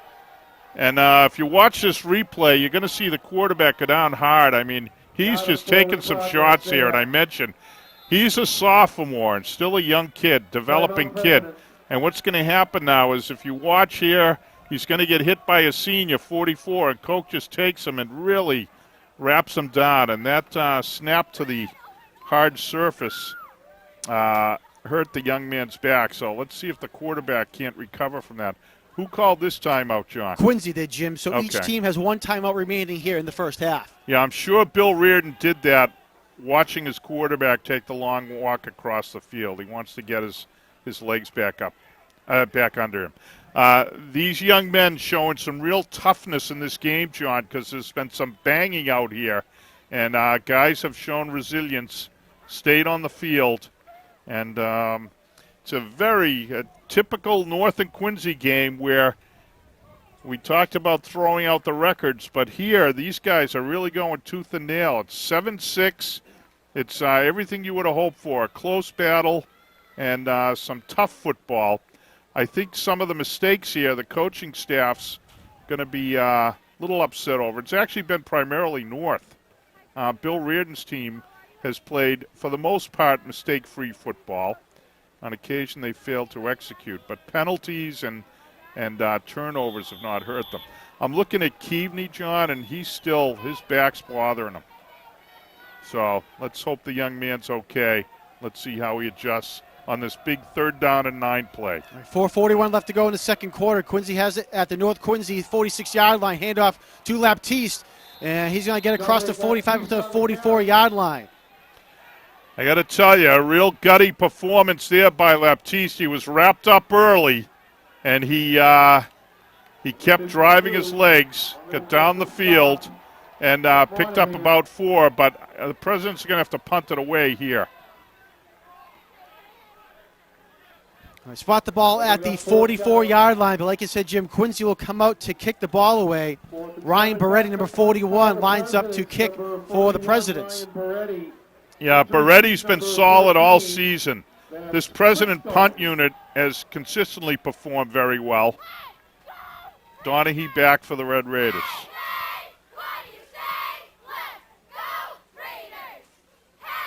Good Beretti snap. gets the snap and high kick. And Chris Donahue, number 14, is going to let it bounce, and Quincy will touch the ball at their own, at the North Quincy 19-yard line. Well, Beretti did it again. The punt unit did it again. A good high punt with terrific downfield coverage, and as a result, no Raider return. Nicely done by the Presidents. North Quincy's going to get the ball with 3:37 to go, just inside their own 20. We'll see if they can't move the ball down the field. I know one thing, they certainly do not want to get the ball back in the hands of the President offense, which has been very effective this second quarter, John. So part of the mission statement for the Red Raiders is to keep the ball out of the hands of the Presidents. But the other thing I'm presuming they're going to focus on here is some mistake-free, penalty-free activity out here. Tim Layden, the quarterback for the Raiders, under center. Again, ball at the North Quincy 19-yard line. Hands it off to Liam O'Connor, and he goes up the middle for a gain of 1 or 2 on the play. We'll see where they spot the ball, and they're going to spot it at the 22-yard line, so a 3-yard gain. Number 62 for the Presidents, that's Josh Coughlin. Well, that wasn't bad. If you watch this replay, he's running inside the tackles here, and there's just nothing there you can see. He cut it back a bit and picks up a couple. So 2nd and 8 for the Red Raiders. Clock running down under 3 minutes here in this first half. Here's the Yaku symbol. Somewhat controversial in today's era, unfortunately, where many things are controversial. All right, Liam O'Connor with the end around, has some space, and finds a hole across the 35-yard line. He just does get tripped up there by number 48 for the Presidents, Josh Rodriguez. But a big first down there for North Quincy, and Liam O'Connor up to the 41-yard line.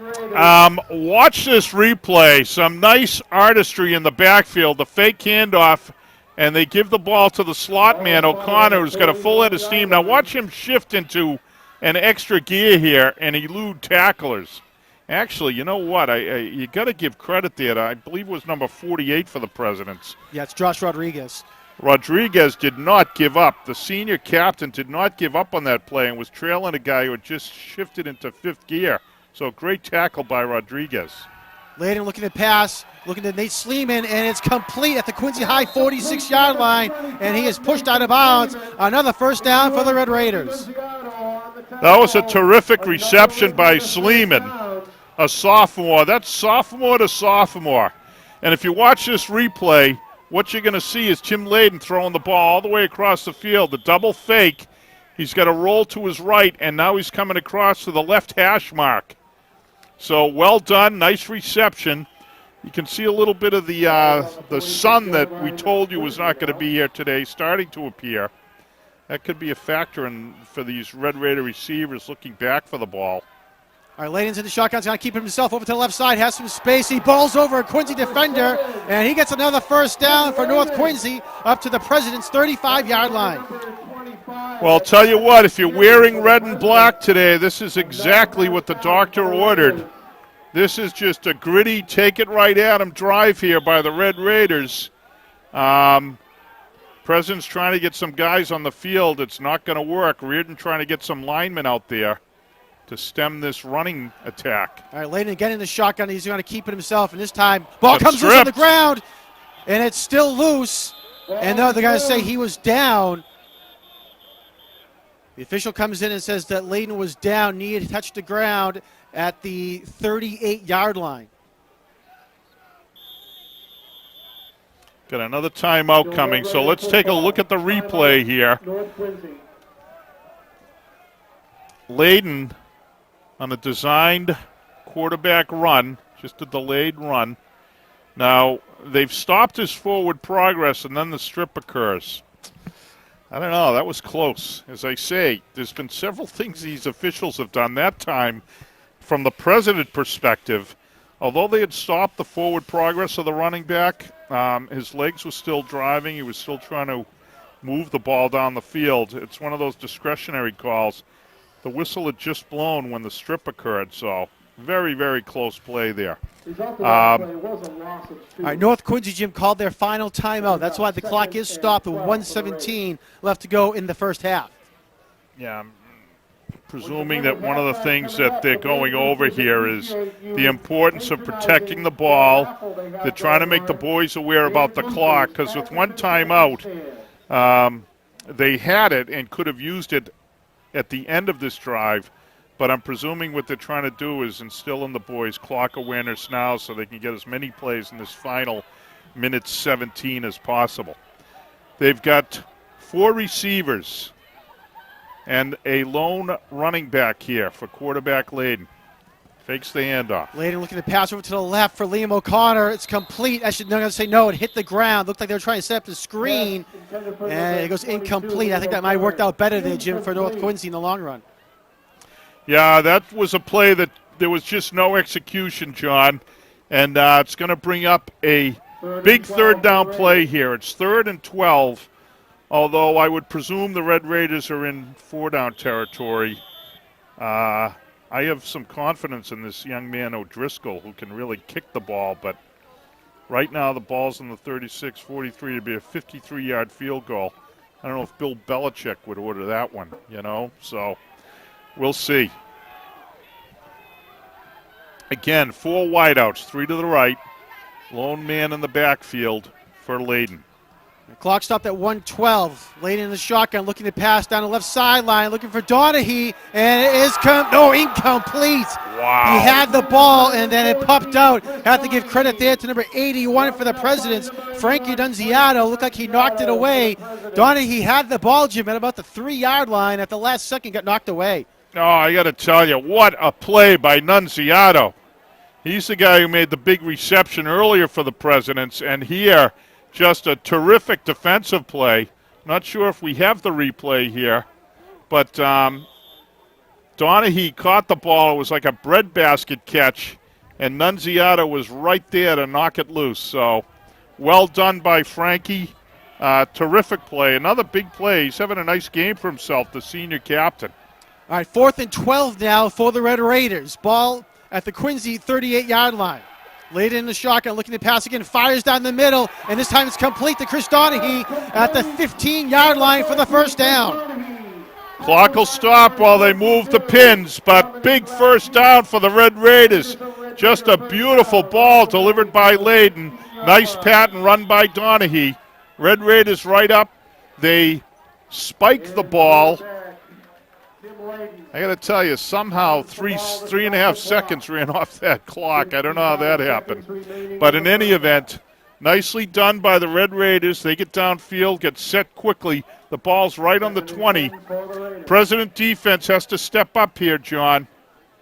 This is very important from the President perspective. They can come up with a stop. All right, so as you said, Jim, they spiked the ball with 55 seconds left to go here in the second quarter. It is 2nd and 10 at the Quincy 15-yard line. Tim Layden, the quarterback for the Red Raiders, in the shotgun. Takes the snap, rolling out to his right. Fires, and it's complete to Liam O'Connor at the 8-yard line, and O'Connor will get up to the 5, make it the 4 for the first down. They move the sticks. Red Raiders getting up to the ball quickly. Actually, they're subbing guys in. Let's see what they do here. I don't know what they're huddling up, John, with 48 seconds to go. Interesting. All right, well, it's 1st and goal from the 4-yard line, Jim. I think they're looking for maybe 1 or 2 final plays here and to ensure Quincy doesn't get the ball back, but we'll see how things go here. So, 1st and goal from the 4. North Quincy has it. They hand it off to O'Connor over to the left sideline. Piles trying to push him forward. He falls into the end zone. Touchdown, North Quincy.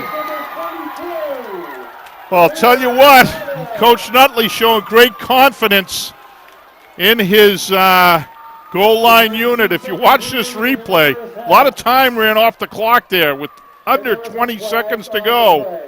You watch this gang just blast the ball into the end zone.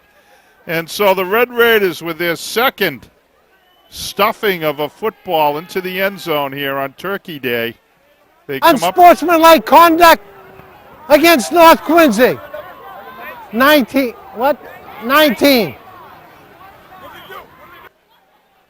All right, so I missed what happened there, Jim, at the end of the touchdown, but unsportsmanlike conduct called against North Quincy. I'm not sure if there was excessive celebration or what exactly was done there, but Coach Mark Nutley not happy with that call at all. Yeah, well, one of the officials said he was flapping his arms. That was the gesture he made. I don't quite know what that was about. This is interesting now because this is where the O'Driscoll factor can kick in. The sophomore kicker is going to end up backed up on the point after 30. This is going to be a 40-yard point after. Should be interesting. 41 yards. Let's see what happens. It'll make it fun here. And interestingly, this could offset the earlier President decision to go for 2 if the penalty costs the Red Raiders here. Good snap. Good hold. It is low. Looked like O'Driscoll slipped a little bit, Jim, as he went into the kick and didn't get a full force behind it. So that unsportsmanlike contact comes into play there, and the extra point no good.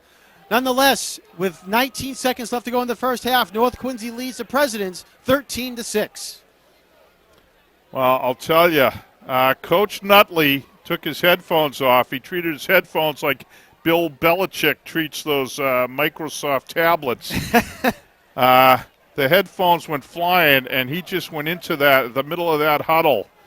And I'm not quite sure what the message was that was delivered, but I can tell you from up here, I'm sure the message was very clear to the young men on this kick unit. With 20 seconds to go, they are going to be expected to execute here. From the President perspective, O'Driscoll's done a nice job with his squib kicks. We'll see if they can execute again here. And the Presidents are going to want to successfully handle the ball and not give the Red Raiders any opportunities here, at the least. We'll see if they can't get a return as well. All right, Driscoll lines up to kick it away. And line drive kick over to the left side, fielded by Quincy at the 20-yard line. Nunziato with it, running over to the right sideline, and he'll get knocked out of bounds at about the 39-yard line with 13 seconds left. Well, Frankie Nunziato continues to be a very solid performer here.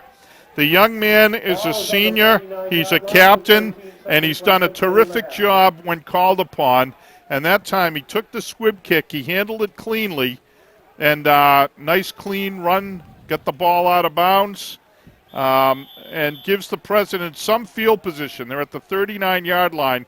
We'll see what Coach Reardon wants to do as we are 13 ticks away from the end of this half. Quincy does have one timeout remaining, Jim, so if they can get down the field, they still have a timeout to call. Looks like they're lining up as if they're going to take a knee and just bring it to the locker room. And it's looked like what the plan was, but Cavini never nailed the ball down. He came and got tackled. Right. And I got to tell you, the officiating crew, there's just a constant here of 5 guys all looking at each other like they don't know what just happened. It's a little interesting watching what these officials are doing in this game today. I can't quite figure it all out. But in any event, we're at halftime here. You see the Red Raiders heading to the locker room first. Here come the Presidents, and we're going to go down to the field. Go ahead. Noel DeBona has Coach Mark Nutley. Noel. Coach Nutley, 13-6 lead here going into the half. Lamb O'Connor got the 2 touchdowns. Talk a little bit about how your offense is going, if you're happy with what's going on with the kids. Yeah, I think offensively we're playing well. I mean, that first drive, we had a huge, chop block penalty that cost us 15 yards. We just got to stay out of penalties, plain and simple. You know what I mean? I think we're getting a good push up front, run the ball hard. We had a couple turnovers, which killed us, but we just got to keep running the ball is what we got to keep doing. You know what I mean? Mark Monahan, pump block, sets up your first touchdown. Talk a little bit about how he's come back from his injury and done very well. He's been a huge pickup for us, man. Transfer from CM. He's been huge for us, instrumental. And I said all week, guys, we're going to block a punt. I didn't think it was going to be that early. We should have blocked the second one. We got a piece of it, but they still call us for a personal foul, though. So I do see a lot of penalties out there today. Borderline whether they're going to be penalties, let the kids play type of thing. 100%. Talk a little bit about your formations. You've been coming out with different formations. Talk a little bit about that a little bit. Are you going to stick with that? Or? I think so. I think we're kind of mixing them up. They're moving. They're shifting very to strong and weak. So we're kind of moving our guys a little bit all over the place, kind of get them moving, which gives us some nice lands. Because our guys have been practicing for 2 weeks now. They know where to go. They know who to block. So defensively, are you happy with what's going on with your defensive players? Yeah, 100%. That's their touchdown drive. We gave them 50 yards of penalties on it. They made so that we got to stop that. I mean, we had 3 big personal fouls. That stuff's got to stop. You know what I mean? And that's what I'm yelling these guys for. Missed extra point because we just gave them another 15-yard penalty on that. And I've been hearing you down on the field. The kids are pumped up here on the North Quincy side. Well, good luck into the second half. Thank you so much, Coach Nutley. Back up to you guys. We'll get Coach Reardon right before the half. Thank you. Knowles, so as you said, Coach Nutley there, happy with his team's performance so far. At the half, the North Quincy Red Raiders 13, the Quincy Presidents 6. Jim and I will take a quick timeout. We'll be back in just one moment with second half coverage.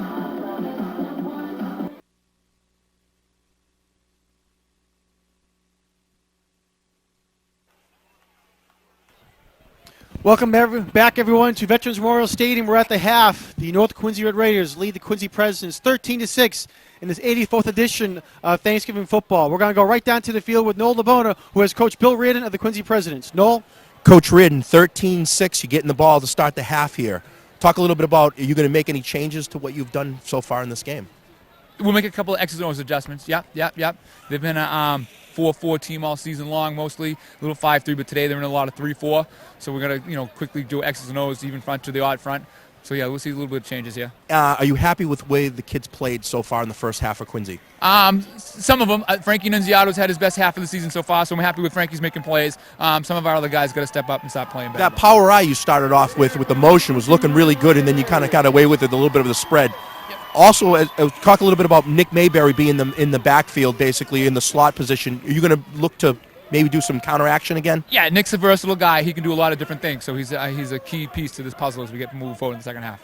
And jet sweep stuff, looking to go back to that? I mean, nobody's going to hear this until the game. Right. If we can get it. We didn't get very much when we ran it in the first half. We couldn't get the edge, so we'll see. Maybe we'll sneak it in there once or twice the second half, see if we can Well, thank you so much, and good luck for the second half here. Thanks. Thank you.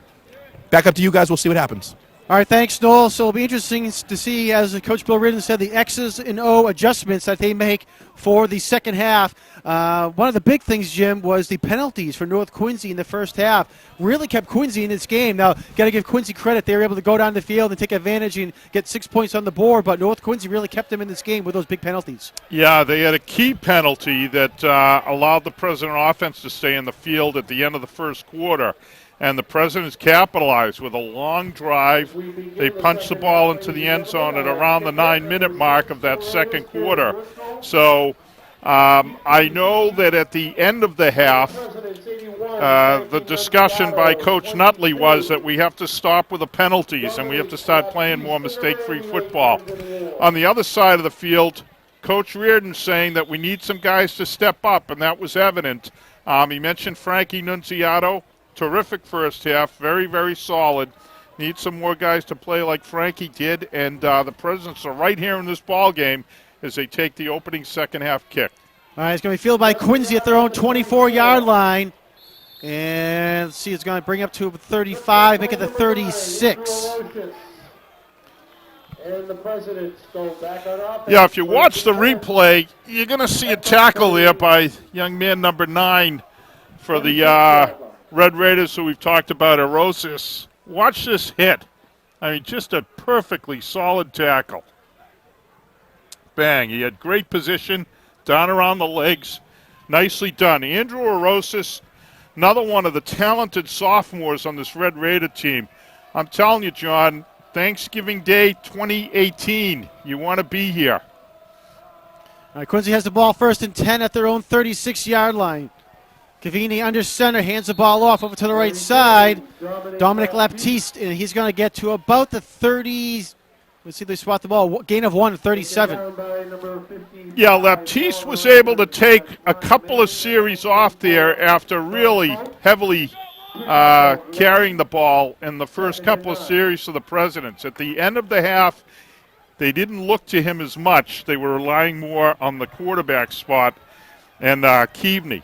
We'll look for Laptiste to step up more in the second half, as this is it for the Presidents and the Raiders. This is it for high school football. 22 more minutes. Laptiste over to the right side. Nice push by Laptiste. He's going to get up to the 44-yard line, and they'll bring it by third and short now for the Presidents. I'll tell you, there's more and more chippiness here at or after the whistle. And guys got to calm down a little bit coming out of the locker room. You can tell that both coaches had a lot of fire and brimstone because the kids are all fired up here. So we have a big third down here to start this second half. It's third and short, about 2. We'll call it a long 2. Full house backfield behind Colin Cavini, the sophomore quarterback for the Presidents. Nick Cheney goes in motion. Laptiste on the carry. And let's see, he's fighting his way forward. He's going to be right at the first down marker, Jim, where they spot his forward progress. And we'll see if they give him the first down or not. Yeah, I'll tell you what, he got a friendly placement, definitely. Good second effort. And it looks like with the second effort, they are going to give him the first down. They're going to move the sticks. All right, so nice job there by Dominic Laptiste. And first down for the Presidents at their own 46-yard line as we're just underway here in the third quarter.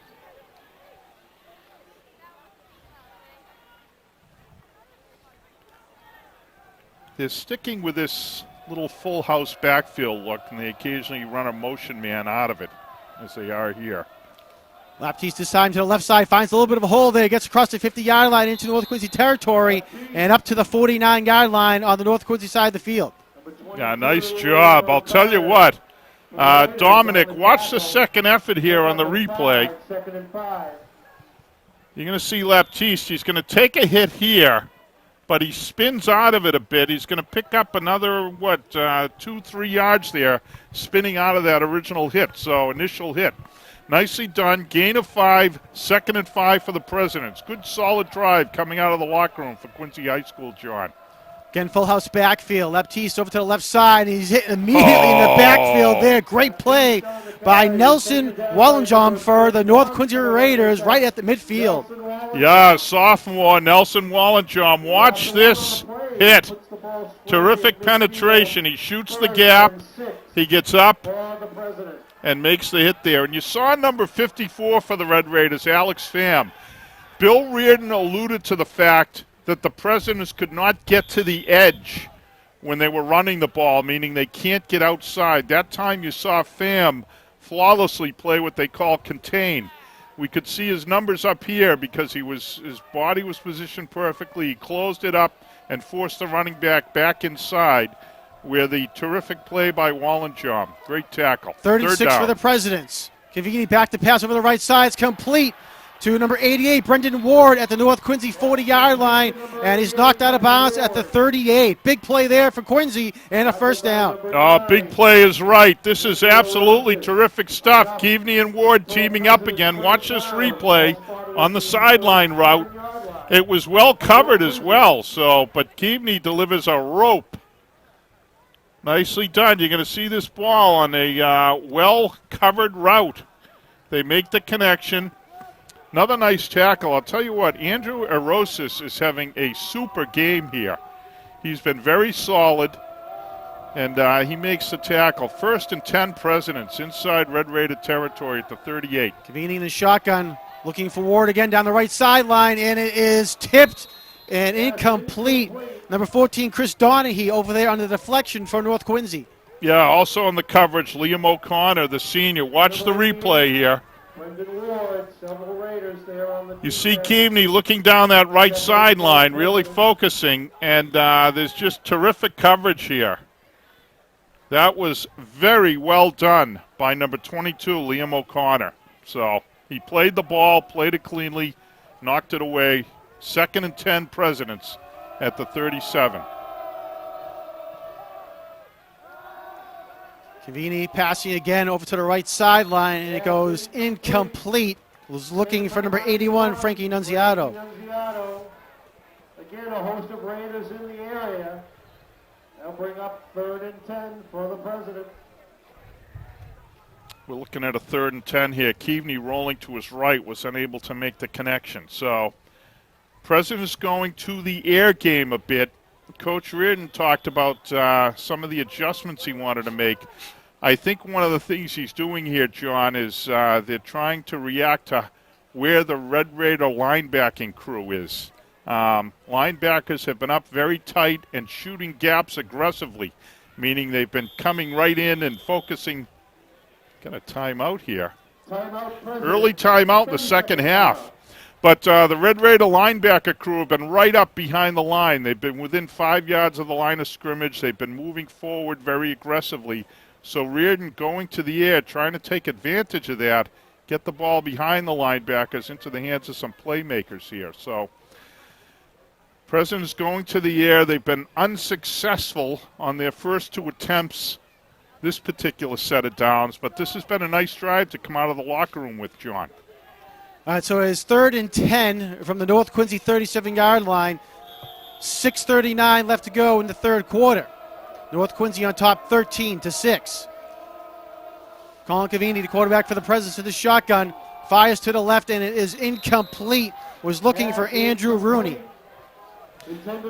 Well covered by Arosis. He's right there. If you watch the replay, you're going to see that the ball's delivered nicely. It's only where the receiver might be able to catch it, but Arosis on the coverage.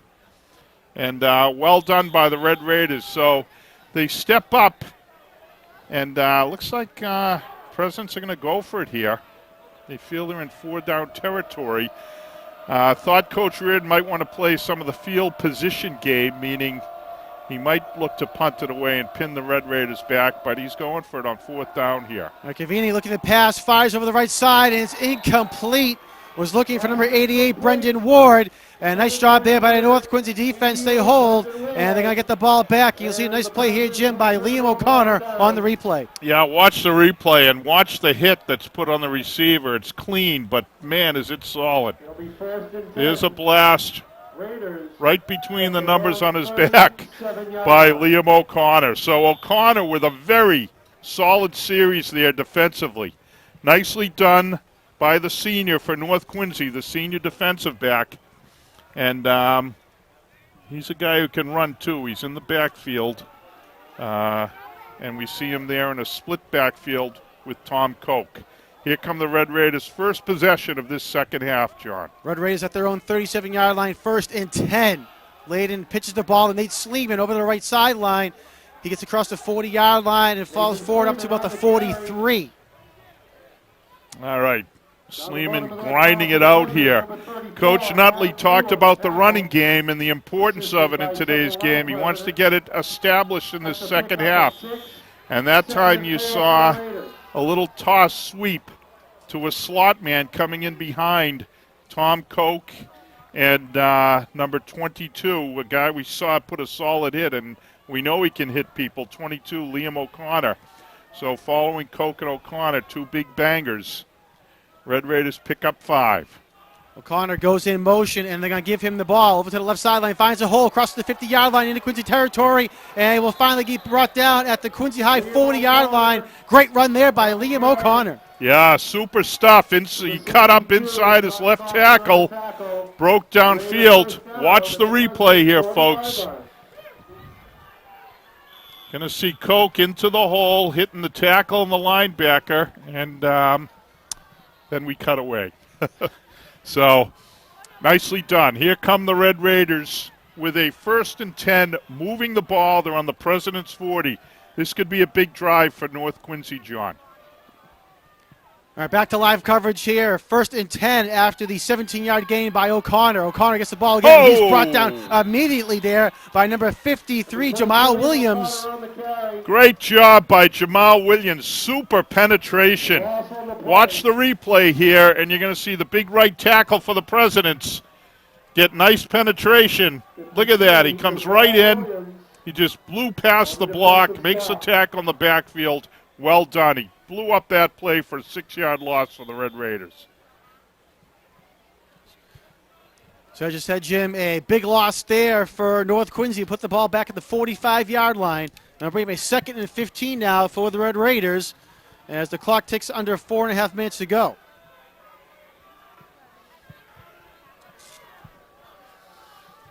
Red Raiders shifting, trying to create a little confusion. See how the Presidents react.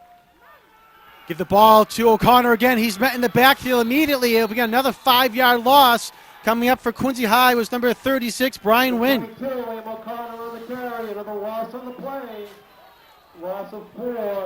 I'll tell you what, President defense obviously well prepared here. This is twice now on this series where they have completely blown up what the Red Raiders are trying to do. They're keying on the proper guys. They're catching the slot men, the motion men, and focusing on them.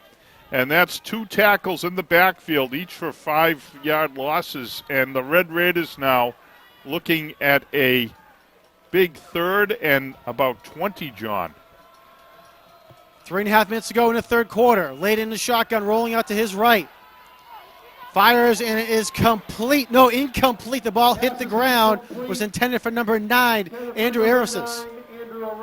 Well, after coming out and looking like they were going to be moving the ball, Red Raiders sending the punt unit out, and the President defense steps up when the ball's at their 40.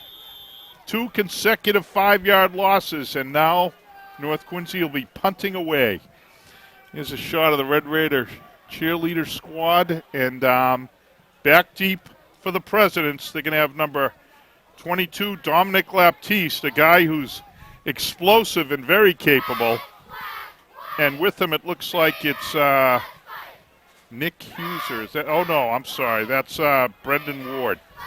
Brendan got really popped on the last play of the last possession. It's good to see him right back out there. All right, Driscoll takes a low snap, but he just gets it off. And it's going to bounce, and Quincy gets away from it. Takes a friendly roll for the Red Raiders all the way up to the 9-yard line. And that's where it'll stop, and that's where the Presidents will begin their next drive. Boy, I'll tell you what, this young man, number 6, Kieran O'Driscoll, he has not made many plays for the Red Raiders as the kicker, but he has made terrific plays. That's his second fielding of a poor snap and getting the ball away. A very effective punt. Huge shift in field position. Presidents are down inside their 10 now, and it really changes what you can do, John. Bill Reardon looking to go to the air here in this second half will now tuck back inside his 10. We're going to expect the ground game and Dominic Laptiste to try to get the Red Raiders some distance between, the Presidents rather, distance between them and their goal line. All right, 3:08 left to go in the third quarter. Nick Mayberry on the end around has it, trying to get it outside, gets across the 10, and it'll get brought down at about the 13-yard line. Nice job by Mayberry. He did a terrific job of eluding that first tackle. Watch the replay. You're going to see Mayberry elude the first tackle. He's a slot man coming to your picture from the right. He gets the handoff. There is a hit in the backfield. He eludes it. It's outside. Nice pickup of about 4 for the Presidents. 2nd and 6. That's what you need. You need a little room between your quarterback and the goal line, and now they have it. They have some options if they Reardon wants to go back to the air. Sophomore quarterback Colin Cavini in the shotgun for the Presidents. Handoff goes number 22, Dominic Laptiste up the middle, and he's going to get to about the 17-yard line. Yeah, looks like a pickup of about 3. I think it's going to bring up a 3rd and 2, short 2 here for the Presidents. They're bringing in some new fresh legs, look like lineman types, big bodies, so. And North Countess with big number 77, Ty Finn, coming in. All right, so it'll be 3rd and 2 for the Presidents. Ball spotted at their own 17-yard line. Is sticking with Manning over the ball and Finn on the right side. An adjustment made earlier in the first half by North Quincy. Cheney goes in motion. Laptiste on the carry with the right side. He's going to get the first down and more across the 20-yard line, and finally gets brought down at the 21. Nice run there by Dominic Laptiste, and moves to change for the Presidents. Yeah, great job by Laptiste. He spun out of the original hit. Watch the replay here, and you're going to see him spin out of the original hit again. There's the hit here. He spins out of it, gets across the 20. Big first down for the Presidents. They're going to spot the ball actually at the 22-yard line. So a 5-yard gain for Laptiste. His city councilor at large, Joe Finn, and his lovely wife, and one of his daughters watching their son Ty, big number 77 out there. And handoff between Ward and Cavini is loose. Yeah, that one went terribly awry, and there were red shirts all over it. Saw Ryan Manning in the backfield and Mark Monahan all over the ball, but recovered by the Presidents. Big loss on that play, however. The ball is back inside the 15-yard line at just about the 14, so going to bring up a 2nd down and 17 here. Looked like there was some confusion, Jim, there on that play between the quarterback Colin Cavini and wide receiver Brendan Ward, who was in motion.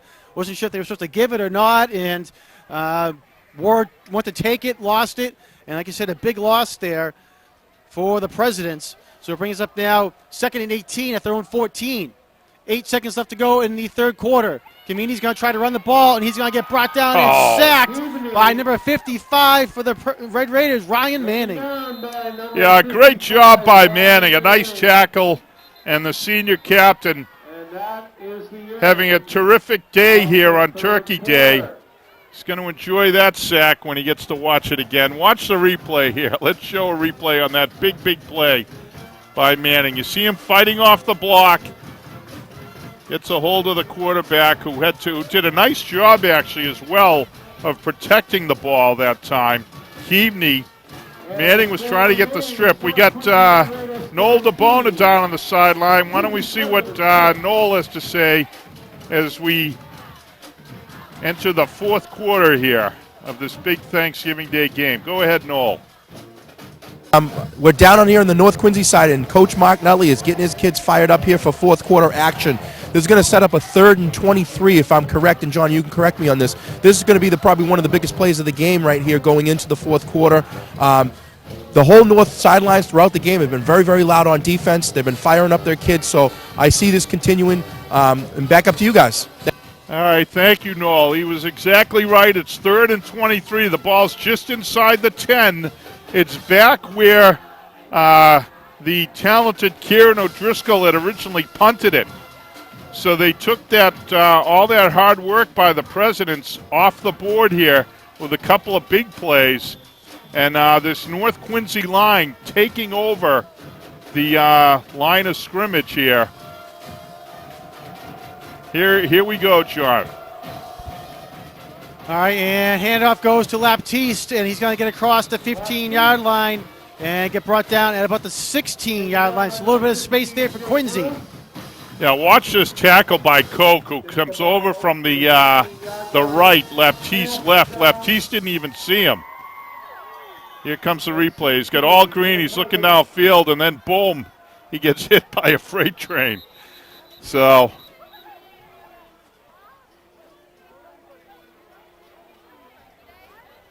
what do we have here?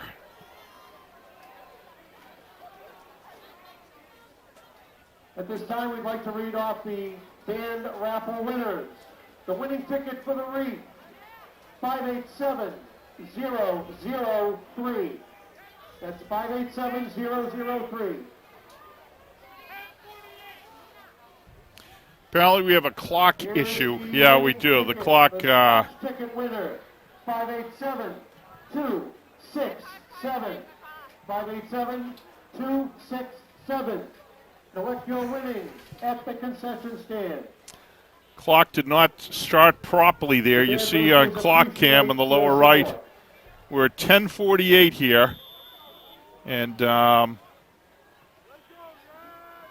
that it's reset, Quincy High's talented punt unit on the field. North looking to pick up some good field position. Great Ryan punt. Beretti gets the kick away. And he'll take a Quincy bounce across the 50-yard line into North Quincy territory, and it's still rolling, and it'll be stopped at the 45-yard line. 42 for the Presidents. That's Kevin Fu. Raiders will take over. So North Quincy will begin this drive, Jim, at their own 45-yard line with 10:34 left to go in the game. They lead 13-6 over the Presidents. All year, John, for the Quincy Presidents, their punt unit has performed. Beretti, the punter, and the guys who get downfield, they've done their job. They've done it today. Solid stuff. So let's see what happens as the Red Raiders take over at the 45-yard line.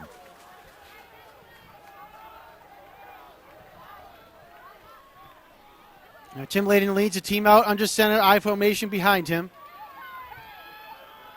Liam O'Connor on the carry, fights his way through some tackles, gets into Quincy territory, across the 45, and finally brought down at the 43. Big first down there for North Quincy.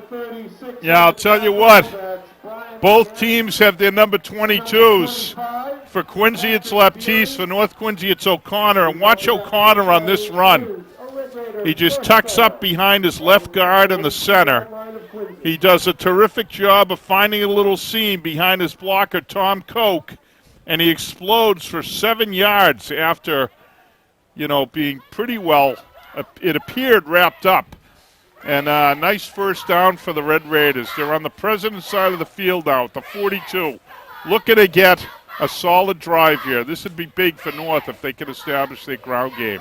Liam O'Connor has 9 attempts for 61 yards. He's going to add to that right here. Jim crosses the right sideline, right side of the field, and he gets across the 35 up to the 34. Flag thrown on the play, though. Carry across the 35.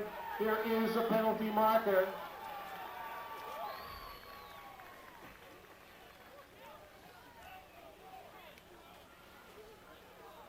Here we go. Let's see what the call is. I got a first down this way. All right, there was a fumble on the play, and I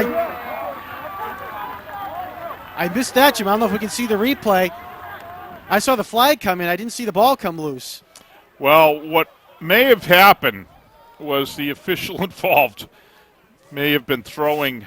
They're supposed to throw when they see a fumble. Bag, yeah. Yeah, and he grabbed the wrong All right, hold on. item Hold to up. toss. All right, so big turn of events there with 9:29. Quincy recovers a North Quincy fumble, and they're going to take over at their own 33-yard line.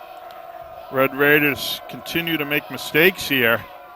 Let's see if the Presidents can't capitalize. All right, Dominic Laptiste with the carry over to the left side. And his forward progress is going to get stopped at about the 33, so no gain. Yeah, nice job by Ryan Manning, who's really stepping up here big on Thanksgiving Day. The senior captain making plays all over the field here in the second half. And they are just Quincy's unable to run the ball against this Red Raider line. You got number 52, Mark Monahan on the left side. Ty Finn in the middle, and then you've got Ryan Manning, and then on the outside, he's got a guy, number 56, Devin Gano as well. So you're doing the job for the Red Raiders. Over to the left sideline goes Dominic Laptiste. Nice job by him, fighting his way forward up to about the 37-yard line.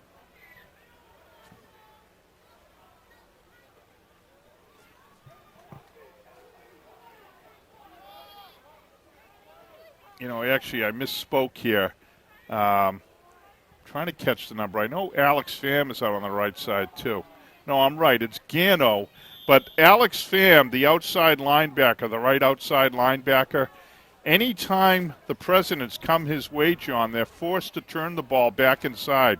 Pham has played flawlessly on that outside edge, something Bill Reardon talked about.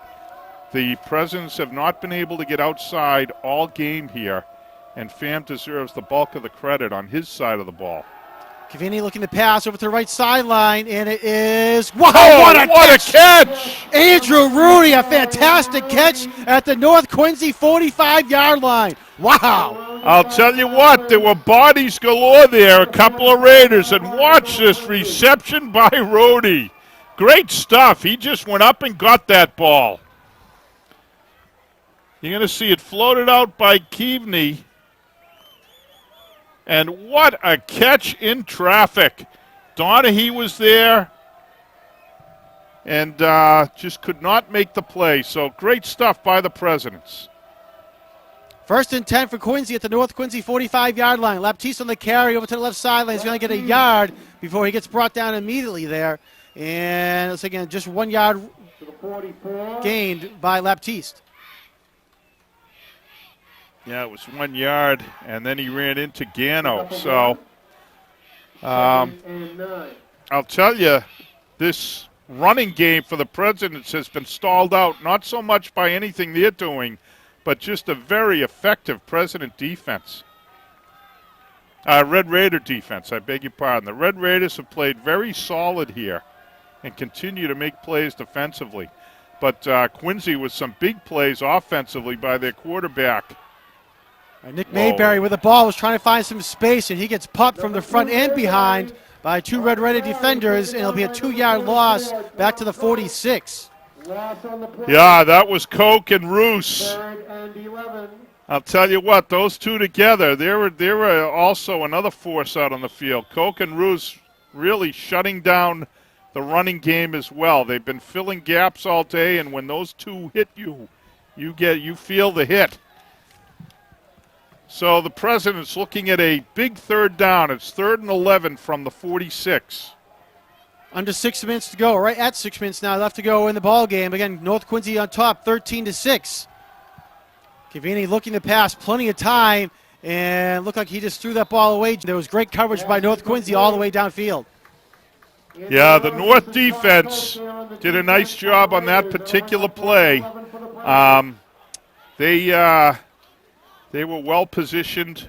They had everybody covered, and the Presidents are now going to have to punt the ball away. Now we get into the whole field position thing. We'll see if Donahue can't get over and field one of these punts, because Beretti's had an uncanny ability all season to get favorable bounces here. It's going to determine field position at a very key juncture in this game. Great punt there by Beretti, and a nice job by Quincy to come up and stop the ball. Started to roll back for a friendly North Quincy roll, and coming up, number 66, Brian O'Connor, the sophomore, downs it at the 20-yard line. Well, with 5:40 to go here, John, this is a big possession for the Red Raiders. They've shown the ability to establish a running game.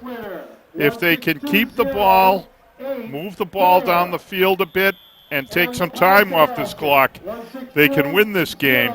But if they do what they've been doing, mistakes, penalties, and the like, and if the President can force a turnover, it's going to be a very interesting final few minutes. So let's see what this Red Raider offense can do. They have a chance to control their own destiny. Hand off over to the left side, and a gain of 1 or 2 on the play for Nate Sleeman. Nice job by the President interior defensive line. Big number 62 for the Presidents, Josh Coughlin, in on the tackle. He made the first hit. That's a gain of 1, 2nd and 9.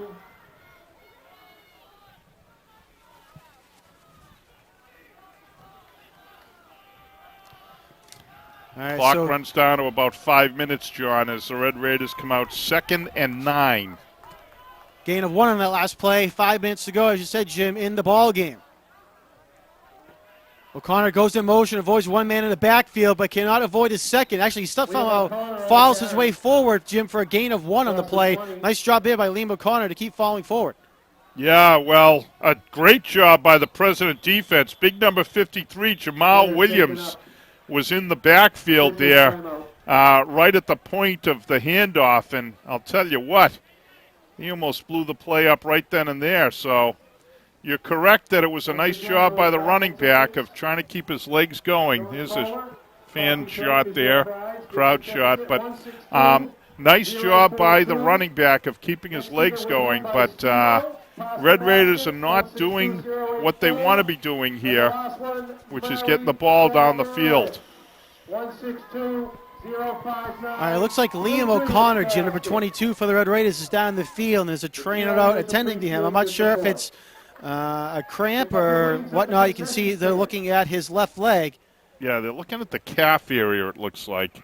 And it could be, Liam's one of the guys who's been out on the field the whole game. It could be a cramp. Let's hope it is, because this is a guy the Red Raiders need out on the field. So he's limping off. He looks like he's fine, and it appears that it well might be a cramp. So we'll hope for the best here. He better get some water. He's got a water bottle with him now, and hopefully they can work on that left calf. One thing that's been true all season is Quincy Public Schools have trainers on site who are very active and help the kids out at, right at the point of contact or injury. So Liam's in good hands right now on the sideline of the Red Raider offense out here with a big third down play. All right, Tim Layden rolling out to his right, looking, has O'Connor downfield, and it is incomplete. Nice job there by Quincy. The pass deflect that away. Looked like it was Patrick Deary, the defensive back, did a great job. He was in there. If you watch the replay, very solid coverage by Deary. Layden's rolling out. He's trying to let the receiver get downfield. Then he delivers the ball, and you see the great coverage there. So well defended. And I shared accolades earlier with O'Driscoll. Well, this could be his biggest play of the game here. This is a big, big punt for the Red Raiders. 13-6, 4 minutes to go in this ball game, and this is going to determine field position for the President offense. And Quincy does a nice job there, almost come in to block the kick, but O'Driscoll gets it away again, Jim, and it goes out of bounds at the official stats to spot it at the North 48. All right, so they kicked it away from Dominic Laptiste, did so successfully, but now Quincy High gets the ball. The offense gets the ball in great field position at the 48. We're going to call this, given the time and the field position, 4-down territory. We've got, we missed a shot at getting Noel DeBona's insight here as the President's offense quickly comes to the line. But here we go here, and what is going to be the biggest possession of the game here. The President's with 4 minutes to go. Red Raider 48-yard line. Let's see what the President offense can do, John. Cavini looking to pass, being pressured in the pocket, and he's going to get sacked, Jim, back at the 45-yard line. A huge loss there for the Presidents. Well, nicely done by North Quincy. The North Quincy line continues to dominate here. You recall the possession earlier where the Presidents just got knocked back. As I recall, it was they got knocked back to a 3rd and 19, but here they lost 7 yards on that play. It's going to be a 2nd and 17. Great job by the Red Raiders. Solid penetration. No receivers open. So just all 11 guys performing here, resulting in a big loss for the Presidents.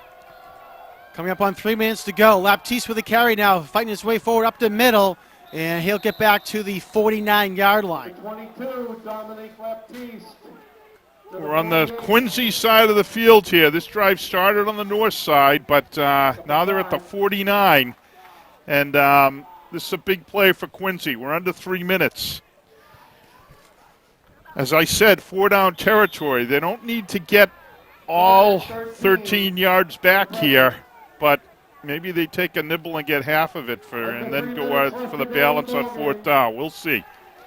Again, North Quincy on top, 13-6, as we come across 2.5 minutes to go in the ball game. Quincy with a 3rd and 13 at their own 49-yard line. Colin Cavini in the shotgun. Passes down to the left sideline, and it is incomplete. Was looking for number 88, Brendan Ward. Yeah, very well covered by Connor Donahue. The ball was there, and Ward got his hands on it. Watch the replay here, folks. And it's 4th and 13 for the President. This is a beautifully thrown ball. It gets out there, and the receiver gets his hands on it. There you see, but it is slapped away. Very well covered by Connor Donahue. So well done. Here we go with a 4th down play. Red Raiders get a tie. Was it North or Quincy? That was Quincy that called timeout. All right, Quincy got the timeout. And this is a big, big play here. This could be the last time the President offense has their hands on the ball if they don't execute. So both teams aware of that fact. Coach Reardon getting a timeout here. Now they do have to get 13 yards here on this big 4th down play. Jim, real quick, I'm going to Noel DeBona for a report. Noel? I envision a trick play right here on this play because they called the timeout. They got Nick Mayberry in the backfield. I look for a trick play. I look for him going in motion and throwing the ball out of it. Let's see if I'm right or I'm wrong. 4th and 13, this is a play of the game. Back up to you guys. Well, Noel, we certainly know Coach Reardon likes to have some trick plays, especially on punt formation, so we'll see what happens here. Although it looks like Quincy's going to be going for it. No formation. So here we go. 4th and 13 for the Presidents. 2:23 left to go. Colin Cavini in the shotgun for Quincy. Gets the snap. Passes the ball down the middle, and it is picked off by number 14, Chris Donahue for the Red Raiders. Running the ball back now, crosses his own 45-yard line into 50. Still on his feet into Quincy territory up to the Quincy 40-yard line. What a play there by Chris Donahue. Oh, big play by Donahue. He read the quarterback beautifully. Made a nice reception. Watch this replay, folks. And a terrific run back. You're going to see the receivers. Well, you won't see them. You'll see them appear now all down the middle of the field. That's where the ball was delivered. Donahue was the free safety. Read it beautifully, got over there, makes the reception, and now he's got his blockers, and he follows them beautifully down the field. He's going to get the ball into President territory. He does a nice job of protecting the ball at the end here. And it's going to be 1st and 10. Red Raiders at the President 40 with 2 minutes to go. The goal here is to get the clock to run out safely. No mistakes. All right, so at the Quincy 45 is where North Quincy will start with 2 minutes to go. 22, O'Connor on the carry. Well, happy to see Liam O'Connor back in the game, John. They gave the ball to the senior, and O'Connor right up the middle. Is that who's limping here? Well, that's O'Connor That's O'Connor again, yep. Yeah, it's his calf. It's just nodding up on him. And it's the failure to get water, I would expect. I mean, if it is as I believe it to be a cramp, that's something they're not going to be able to do anything about now. That's the failure to get water in during the first half, you know. So it looks like his right calf is cramping yet again. We'll see how the Red Raiders adjust to this. You see the trainer working on the calf. I don't know if you've ever had one of those cramps, John, but that is tough stuff. And I think if it's happening now, it'll be interesting to see if they can resolve it with 2 minutes to go in the game here. O'Connor doing his level best, though, to stay on the field, and the trainer doing a nice job of getting it resolved quickly here. You see him walking without any apparent sign of distress, so we'll see if he can't get back on the field. So North's going to have to make an adjustment in the backfield. Koch's been the blocking back. He's in there, and it looks like they've got number 25, Nathan Sleeman, the sophomore. He's going to be back there as well. All right, Quincy called a timeout, Jim, to stop the clock. That was their third timeout. Oh, wasn't the injury? I think they called a timeout before the injury. Okay. So they could make sure the clock was stopped. And let's see what this call is. Now they're calling a timeout here. I could be wrong about that, Jim, but Yeah. I thought Quincy had called a timeout before that as well. Well, what they may have done, they may not have charged them because of the injury. We'll see, because I can't see Bill Reardon calling 2 quick timeouts. That's a timeout! That's a timeout!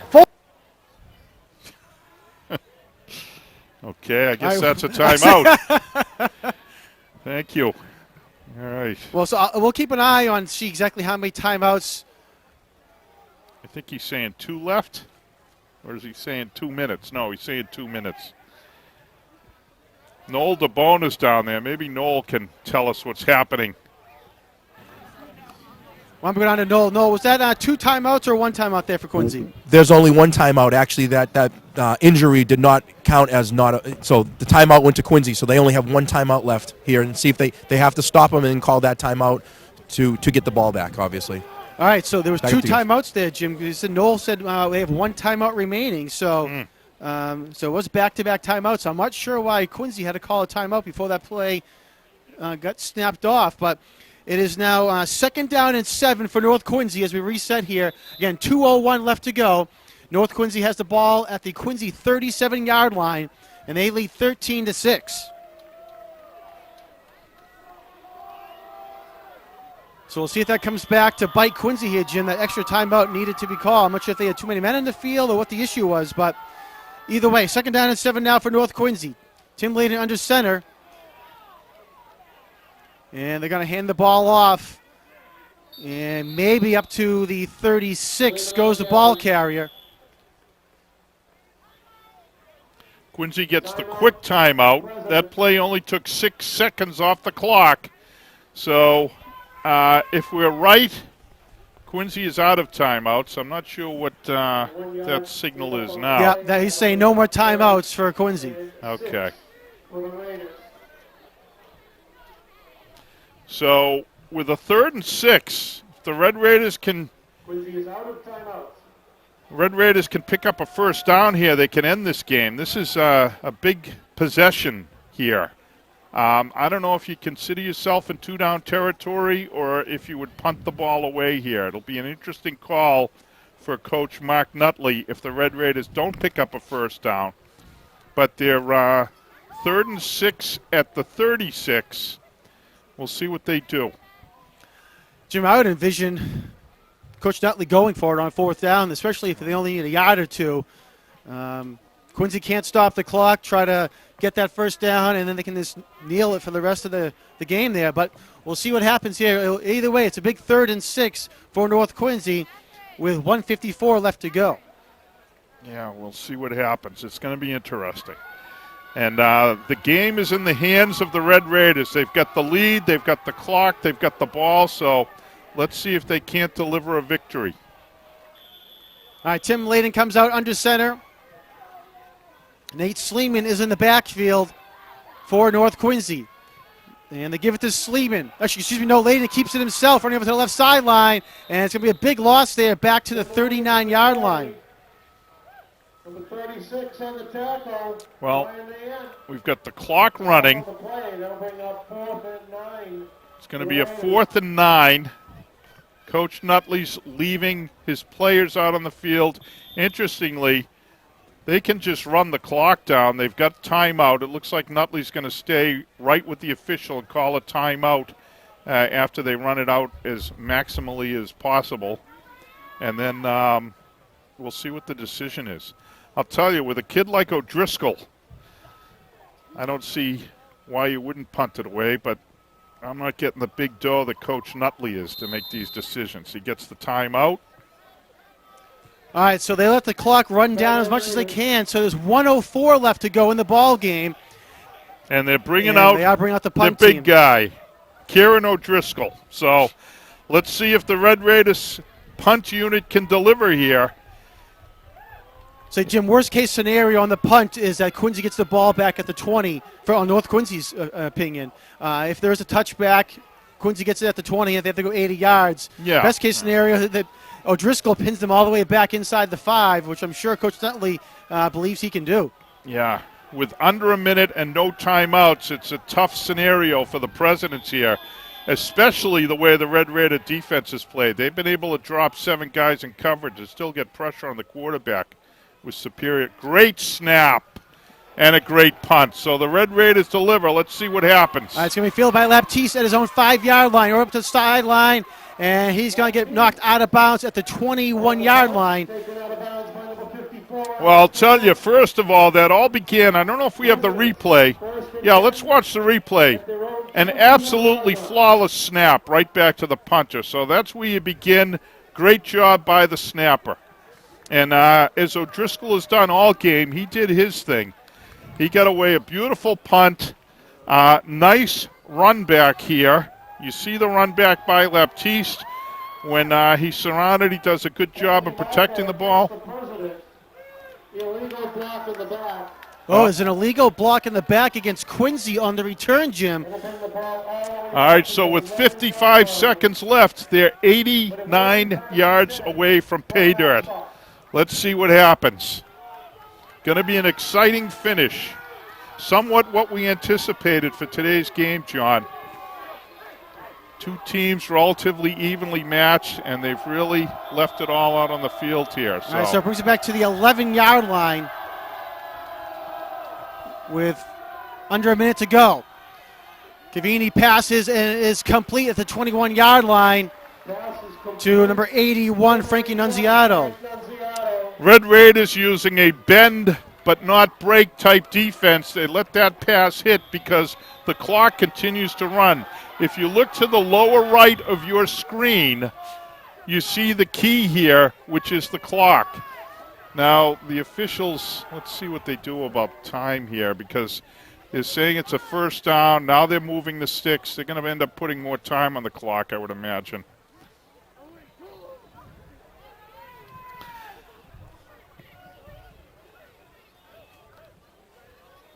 Let's see what he says.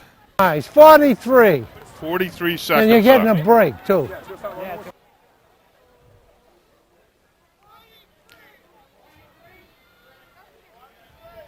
I don't know what the official's talking about, and you're getting a break, too. You know, he shouldn't be talking like that. I have not been terribly impressed with this officiating crew. I think they're ready for Thanksgiving and the end of the season here. But, I mean, you know, the guy doesn't have to. He's definitely old school, but if they were doing their job on the field a little better, you wouldn't mind that type of stuff. But, you know, he shouldn't be giving teams breaks at this juncture in the game. And it should be a little crisper what's happening on the field. They just signal, stop the game, move the sticks. That's all they have to do. And that's not getting done. Well, the clock starts. President offense at their 20. All right, Cavini in the shotgun, 1st and 10, looking, passes over to the right, to his left, and it goes incomplete with 30 seconds left to go. Yeah, they're running sideline routes. They have to get out of bounds and stop the clock. Red Raiders know that. They have nice double coverage up both sidelines. Red Raider defense is very well positioned, and they're doing an excellent job here. You see with that screenshot, they've got the 3 deep backs. They've got the linebackers, 4 of them, about 10 yards off the line of scrimmage, and they're just doing an excellent job of plugging up the field downfield. All right, Cavini in the shotgun. Gets it, looking, being pressured out of the pocket. He fires towards the sideline, and it is complete at the 40-yard line. Okay, so the clock will stop. The sticks will move. And someone's down for North Quincy, Jim. It looks like it's number 55, Ryan Manning. Yeah, I'm not sure what happened to Ryan. I don't know if this is another cramp. He's reaching back. I don't know if we have a replay, although we'd probably be following the ball down the field. But they're looking at Ryan Manning's right ankle and calf area. We still have a winner for the band boosters who has not that would be a pretty big loss for the Red Raiders, John. They're fortunate that it happens with 22 seconds left if one of your big guys is going to go down. But Manning has been applying great pressure all game. He's really had a terrific game today and been a force on the Red Raider offensive line. I'd have to say that from the Red Raider perspective, their line play has been the really predominant factor. It's been the line for the Red Raiders that has carried the day for North Quincy. So been impressed by them all along. Coach Nutley gets some players out on the field to help Manning off the field. He looks like he's going to walk off under his own steam. So what a great game he's had today. So he's okay. All right, Ryan Manning walking off the field, so he's going to have to come up for at least this one play, Jim. And so again, 22 seconds left. North Quincy on top, 13-6. Quincy has 1st and 10 from their own 40. Yeah, he's got his helmet on, and he's right back up behind his coach, so I think he's planning on getting right back in. All right, Cavini calls for it in the shotgun. He gets it. Being pressured. Finally fires downfield, and it's complete, and out of bounds goes Andrew Rooney. Well, nicely done. 14 seconds left. And let's see, they spot the ball at the North Quincy 45-yard line. The key here was Rooney got out of bounds, so nicely done. President's still in it, John. This is really something. What a finish. Ball's at the 45. Presidents have to get into the end zone. They've got 14 seconds. That's at best 3 plays. So let's see what they do. Manning is back in, big number 55. All right, Cavini gets it, looking over to the right sideline, and is incomplete. Almost intercepted by North Quincy, but again falls incomplete. I'll tell you what, that was one where you'd almost have wanted it to be complete, where it was on the field. He was just outside the hash mark. There were 3 Red Raiders around him, and with a clean tackle, the game probably would have ended. The clock would have run out. So that's one of the things the Red Raiders are mindful of. And Colin Keavney, I beg your pardon, has done a very good job of delivering the ball to the sidelines here. All right, Cavini gets it. Passes over to the left sideline and goes out of bounds. His receiver, it's complete at the North Quincy 33-yard line. 5 seconds to go, John. He steps out of bounds at the 33-yard line. Here we go. I'll tell you what, I think this could be it. This should be the final play of the game.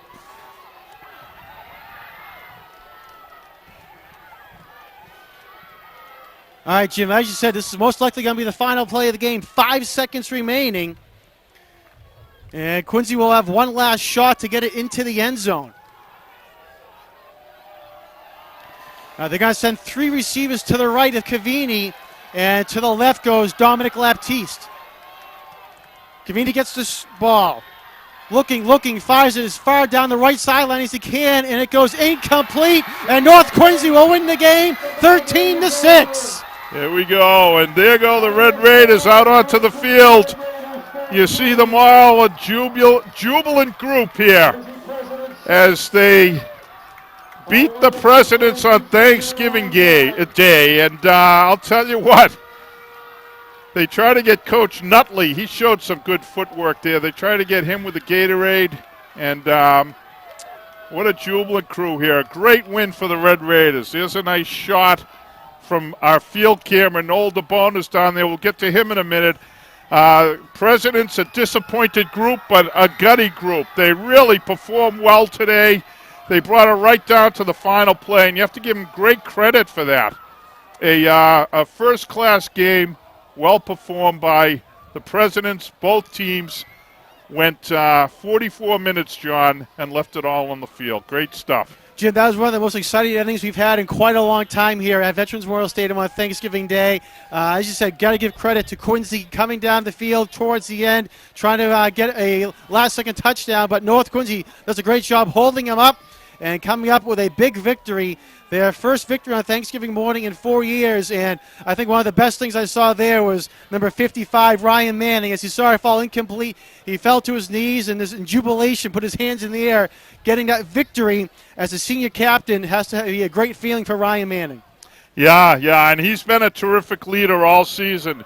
He and Tom Koch are 2 guys who did a great job for the Red Raiders. Great leadership. They perform both on the field and in the huddle, and it's a nice win for the Red Raiders. I give the Presidents a lot of credit as well, John, as they head off to their south side of the field. A little disheartened after what has been a very long season, but the coaching staff of the Presidents, Bill Reardon and his staff, did a terrific job of developing a young team.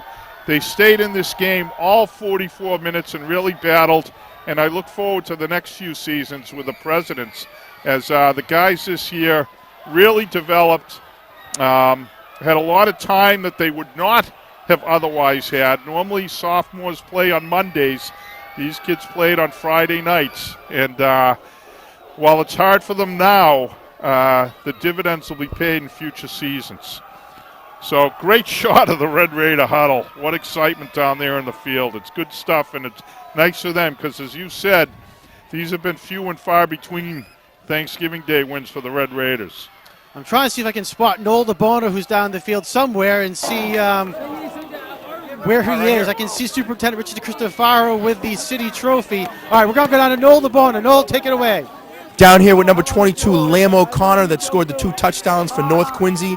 Lamb, great season. Talk a little bit about what happened today and get this feeling.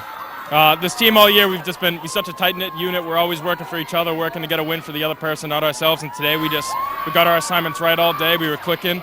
Everything we should have been doing all season, we did today. Now, you scored a touchdown last year in this festivity game, but you guys lost. Talk a little bit about being a transfer from Xaverian Brothers. What year did you transfer and come over with the North Quincy team? I went to Xaverian my freshman year, and the atmosphere at North, the culture, everything about it is just everything I've ever wanted. It's great to see you with the underclassmen, trying to get them ready. Talk a little bit about, are you going to be going to college next year? What's your aspirations for next year? I'm looking at college. Right now I'm looking big into Mass Maritime. Awesome. That's my number one choice. Well, congratulations. Good job, Lane. We're going to go in and celebrate right in the middle. Yep. Sounds good. Thank you, guys. We're going to go right up here. All right, we'll see if Noel can get down there and get the superintendent's presentation of the city trophy. And he's down there. We'll see if we can turn his mic on. Congratulations! All right, buddy. Proud of you. Thank you very much. Proud of you. Thank you. Hey, this is for Coach Chrism right there, boys. There it is. There it is right there. Be careful. Hey, guys, you played a hell of a game today. Defensively, guys, did everything you could today. So proud of you, where you guys play. Hey, guess what? We get to walk down Hancock Street now, baby. Great job, boys. Great job. Hey, let's go down the scoreboard. Let's get a picture real quick as a team. Let's go. Everyone down the scoreboard. Let's go. Let's go. Bring it down. Fuck the Boston Hey, I'll tell you. Watch your mouth. Peter Chrism last night had a little heart attack, and he's in the hospital right now at South Shore Hospital. And this game was dedicated to him, and hopefully he's getting better today at South Shore. So that's what Coach Nutley was saying. Gotcha, understood. Is that the voice of a football coach or what? That was terrific. Listen to Mark Nutley. Boy.